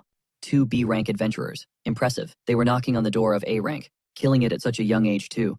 Akito laughed awkwardly, scratching his head. Oh, stop it. Seriously. They might be young, but they were specialists in analysis and battle-hardened veterans. Yachiru sighed, telling him to quit inflating his ego. The worker confirmed their stats were solid enough for the dungeon's first floor, but warned them to stay sharp. You never know when things will go sideways. A flash of light later, they stood on the first floor. Akito scanned the horizon. Was this the rendezvous point? Yachiru pointed a finger. Yup, dead ahead. That's the Zenakura teleport signature. Akito squinted. You never really know what kind of 4D chess the guildmaster is playing. Yachiru brushed her wind-blown hair back, admitting he was acting weird today. She was about to theorize why when her jaw dropped. Thomas appeared, bringing a level 5 kid to an S-rank dungeon. Flashback to the protagonist's office not long ago. Akito had asked if he was a newbie. The MC chilling at his desk confirmed it. Just found the guy. He wanted them to drag him to Watatsumi's first floor. Yachiru asked for his class. The MC replied simply, he's a fisherman. Back in the present, Zenakura grinned, thanking them for the escort. He introduced himself as the spirit butler, serving his client Shu. No need to panic, folks. He'd handle security. Yachiru muttered that the guildmaster really skimped on the briefing. Akito stared at Thomas, totally baffled. What kind of psycho brings a child to a dungeon? Zenakura pulled out a sleek case. Who knows, but the boss entrusted this to the kid. Akito reached out. A briefcase. Suddenly, Thomas stepped up, declaring it was his property. He snatched the case right out of Zenakura's hands and dumped it on the sand. Akito bristled. Hey, rude much. Then Thomas popped the latches and Akito's eyes nearly popped out. A fishing rod. Yachiru gasped. It was pulsating with mana. And that line was pure mithril. Akito looked at her deadpan. So the intel was real. He's actually a fisherman. Without missing a beat, Thomas equipped the rod and cast the line straight into the water. Akito stared, losing his mind. You're seriously fishing in a dungeon? Hey, what's the catch here? Getting zero reaction, his frustration spiked. Is this guy seriously ghosting him? Yashiro smirked, calling him out like a teammate, then suggested they lock in. Focus. The guildmaster wasn't the type to hand out busy work without a master plan. She raised her staff. Boom, barrier spell activated. All right, she announced. Anything under A rank won't touch us now. Now the waiting game begins. Suddenly, Thomas whipped his fishing rod back. Akito blinked, staring at him. You actually hooked something. Yashiro couldn't hide her shock. Akito stared at the creature, flopping in the kid's hand. The hell is that? Thomas deadpanned. A fish. Is this kid for real? Akito shot him a dirty look. Listen up, rookie. Show some respect to your elders. Thomas didn't flinch. Shu said, there's no hierarchy here. We're all equals. Does that mean they're on the same level? Yashiro stepped in, clapping a hand on Akito's shoulder. To cool him down. He sighed, shaking his head. Relax. He's not trying to roast you. Breaking the ice, Akito sat down next to Thomas. I'm Akito. The kid nodded back. Yashiro joined the circle, introducing herself. Nice to meet you, Thomas. Their orders were to protect the kid, so they might as well vibe. Thomas cast his line again. Nice to meet you too. Then the kid dropped a bomb. Shu's totally nuts, right? He just barged into my house to recruit my big sister. Akito froze. Wait, his sister Thomas continued. He bowed his head to a broke kid like me, begging me to join. Akito cracked up. Yeah, that guy's unpredictable. But he's a legend. Even when he loses, he never actually fails. 1 month later, Akito slumped on the beach totally over it, fishing, every single day. Yeah, big fish. But what's the endgame? Meanwhile, Xenokuros lounged like a king, hands behind his head. Treat it like a vacation, Akito. Akito rolled his eyes. You adapt way too fast. Suddenly, Thomas glowed golden. Leveled up again, the system window popped up in midair. Thomas, 11 years old, class fisherman, level 30, mana 310, strength 310, skills fishing, level 7, guide, level 5, storage, level 3, luck, level 1, splash. The ocean yanked him forward. Akito help. Akito dove for the rod. I'm coming. Hands shaking, veins popping, they gritted their teeth and hauled a massive turtle to the surface. Akito gasped. What in the world? Flashback. She clutched the charred skull tight. The boss of the 3rd floor. Watatsumi, queen of the undead.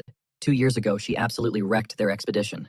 And now she controls the bosses of the first 2 floors. Shizaku's defeat made them her puppets. And there's a darker truth. They cremated Shizaku in the dungeon, but his remains are still down there. The queen can't possess him, because his power is too immense, but she's draining ability from his bones. Back in the command center, the protagonist pressed his hand against the glass. Humanity isn't ready for the 3rd floor. Ranked adventurers level 90 and up just established S rank for the elite. Only 7 people in the world hold that title. 5 belong to one guild, and they refuse to help Dungeon City. How did the world's strongest guild end up stacked with monsters? Friend or foe? He needs answers. Back on the beach, the boys stared at the beast. Whoa, Akito jumped back, dragging Thomas with him. What is that thing? Thomas shrugged. Sea turtle.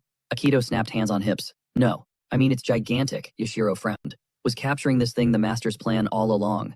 Xenokuros eyed the turtle. Now what? Call our dear client Shu. Let's pack it up. Akito grabbed his windbreaker. I'm checking it out first. It looks tame. He scaled the shell, spotting a massive crystal glowing in the center. What's this A-gem? He touched the crystal and vanished. A scream ripped through the air. Yoshiro panicked. Xenokuro's status report, he pointed. He climbed up, said it was empty, and poof. Yoshiro turned pale. We need to find him. Call the master contact HQ. Thomas stepped up, voice steady. Calm down. He's back. Boom, Akito materialized right on top of the turtle shell. Yachiru lost it, screaming, You're finally back. You total idiot, she scolded him while he apologized, profusely hopping down onto the sand. Thomas walked up, confused. Yo, what went down? Akito explained. That weird rock on the shell. It's a warp gate. Moment, I touched it. Bam, I woke up in some ancient temple. Saw a twin stone there, tapped it, and it zipped me right back here. He figures he needs to brief the guildmaster as soon as possible. Yachiru turned to Xenokuros. Hey, can you mass teleport us and the turtle out of here? Suddenly, a massive energy spike hit her. She spun around, eyes wide. No way, Akito frowned. What's wrong? She stammered. My barrier. It just got shattered. One hit. Akito blinked, stunned. One hit. Are you serious? There's no monster on this floor that hits that hard, Xenokuros realized. That leaves only one option. It wasn't a beast that broke the shield. Enter Roland Morrow strolling up to them with pure swagger. Low, hands on his hips, he sneered. Ah, I see. Just a couple of small fry. Akito instantly raised his blade. Identify yourself, Roland stepped closer, dismissive. You guys, you can scramble. You bore me. I'm here for the brat and that turtle. He smirked, eyes cold. You didn't think I was asking permission, did you? Akito glared. Actually, yeah. Blur of motion. Roland breezed past Akito before he could blink. Akito spun around. What the? Roland pointed a finger at Thomas. Yachiru screamed, channeling everything she had. Reinforced barrier Senoroth, but Roland just punched right through it like paper. Thomas was exposed. Yachiru gasped. What? He smashed the ultimate barrier in one shot, Akito roared. Fire sword. His weapon erupted into flames. It was a custom blade forged from magic ore designed for one purpose, to amplify his pyrokinetic abilities to the max. By syncing the fire sword with his fire monster cores, he could unleash devastating power. He swung, screaming, burning phoenix. Roland just swatted the fire away with his hand like it was a fly. Kinda warm. The group froze, terrified. Akito stood there, mouth open. What? Yachiru turned to Xenokuros, panicking. Warp us out, right now. Can't do it, Xenokuros grunted. He jammed the space with a nasty field. Roland grinned. Smart turtle. Nobody leaves. He activated a skill, the art of analysis. Akito realized. Wait, he targeted us specifically. He knows our guild. He's been stalking us this whole time. That means he knows about the boss's evaluation. He thinks he can pull this off and hide from the guildmaster. Roland cackled. So what? You gonna cry about it? Listen up, kid. The only ones running this world are me and my crew. So shut your mouth. You weakling, he clenched his fist. Skill activate slave level. Clang. Akito's sword hit the dirt. Akito stared ahead, paralyzed, then face-planted into the sand. What the hell? My body. It won't move. Roland beamed down at him. See, when the level gap is this massive, my slave level pressure just crushes you. I'm roughly 70 levels above you, kid. You're powerless. Yachiru cried out, but Roland snapped. Back off, girl. Akito whispered to Zenikuris, I'll buy us time. He figured since Roland hadn't spammed that skill, it must have a limit. Single target lockdown only. Zenikuris nodded. We've got one shot. Roland stepped closer. Pointless. With your trash levels. You can't scratch my barrier, and your teleport is offline. Told you there is no escape. Roaring Akito blasted a torrent of flame right at Roland. Not on my watch. Roland thought, just a fire blast. No, it was a fusion of Fire Cloak and Burning Phoenix. Using the explosion for propulsion, Akito launched himself right into Roland's face, but Roland caught the fist effortlessly. Too slow, and so damn stupid. Roland looked bored. Bam! A punch straight to Akito's chest. Akito went flying backward, coughing up blood. Roland shook his hand out. That actually stung. He turned around, empty space. Wait. Where did they go? The barrier is still up. So, where are they? Akito started wheezing a laugh from the ground. Funny, right? Doesn't matter if I beat you. This is my win loser. Roland's face twisted in rage. You die. Pathetic worm. He swung his fist for the kill. Clang. The protagonist blocked the strike with his blade. Akito looked up, vision blurry. Guildmaster. Meanwhile, the rest of the crew was safe on the turtle shell. Yachiru screamed. Akito, stammered boss. Watch out, he's transforming. The MC drops to one knee beside his battered ally, eyes soft with relief. You saved them. Everyone's safe. But the tender moment is shattered instantly. Analysis. Freak Roland sneers, his voice dripping with venom. How the hell did you? MC spins around, cutting him off with cold fury. Hey, what exactly did you do to your own squad? Flashback moments earlier, Xenochorus screamed. Master, we've got a code red. Ichiro chimed in breathless. Master Akito, he's... MC silenced her with a raised hand. I saw it. I know. His tactical mind raced. The barrier didn't block the turtle's warp. It was just a dome open at the bottom, which meant the deep-sea temple warp was still active. Xenochorus could blink them straight up, bypass the dome's edge diagonally, and loop back through the temple's gate. We're saving Akito, MC declared. Xenochorus full release. Now, the beast shimmered, shifting into his human avatar. As you wish, Master. Dark realization hit the MC beasts aren't the only predators out here. Anyone standing in his way, dead. He'd crush anything threatening his crew. Back to the present. Yachiru sprints forward, tears streaming down her face, panic in her voice. Hang on, I'm healing you right now. Thomas steps up, voice thick with gratitude. Akito manages a weak grin. Don't mention it. That's what a senpai does. Roland stomps forward, clapping slowly. Can we cut the heartwarming reunion crap? Don't know what cheap trick you used to breach the barrier, but being a guildmaster sounds exhausting. Always cleaning up after your brats. MC steps in, eyes cold. Is that how a knight speaks? Just wagging your tail for a master? Akito has 10 times your strength. Roland just smirks, locking eyes with him. MC presses on. Roland S. rank. World Seeker. What's the endgame here? Shut up, you useless appraiser trash, Roland roars, launching a massive haymaker. Clang. MC catches the fist on his blade effortlessly. Pathetic Roland. Roland leaps back, mind reeling. He blocked me. No, just a fluke. He winds up for another strike. He's going for a feint. MC sidesteps, then weaves again. Untouchable. Akito watches, jaw dropped. Unreal, Akito mutters, clutching his head. Look at those moves, Xenochorus grins. Master is in a league of his own. It's like he's reading the future. MC dances around the attacks, his mind a HUD of information. Precognition reveals the intent. Clairvoyance highlights every muscle twitch, every shifting tendon. Bird's eye view grants total battlefield awareness. And finally, evaluation. Exposes every single hidden stat. Bam! MC drives a fist straight into Roland's jaw, planting him in the dirt. Why? No sword. Roland gasps. Because MC replies coldly, I would have killed you. Roland scrambles up, pointing a trembling finger. You idiot, he charges blindly. Idiot. MC counters. I see everything. A brutal kick sends Roland flying. You didn't earn that level up, did you? You're juicing on outside power. The system window pops up, glowing ominously. Roland. Class Knight.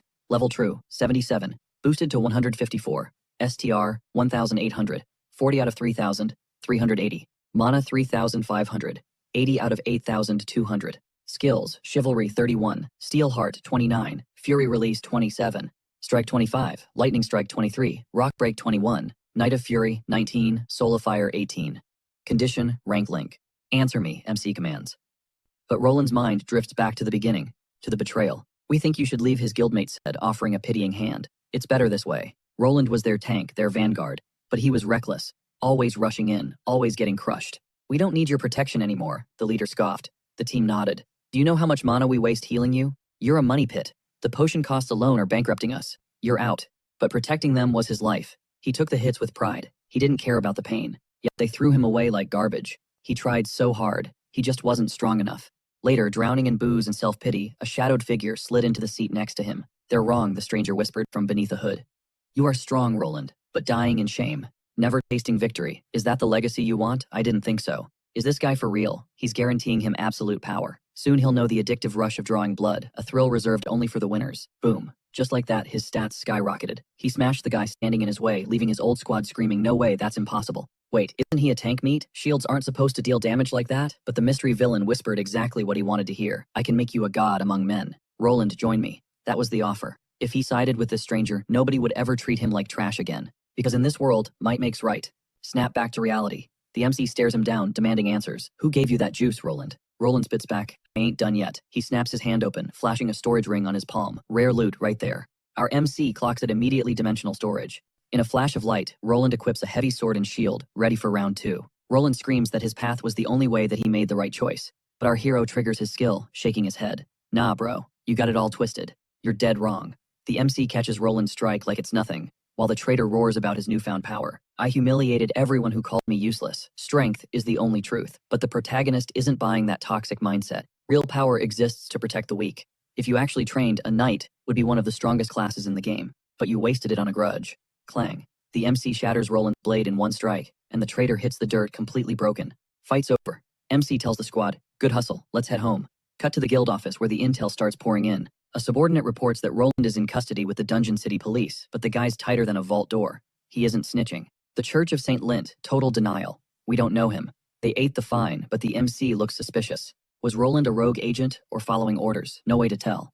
But things are about to get spicy. They've got to sit down with the church in a few days. The protagonist leans on his desk, the tension rising. St. Lint isn't just any guild. They're the only S-tier organization on the planet, and they've ghosted every single alliance request from Dungeon City. Total isolationists.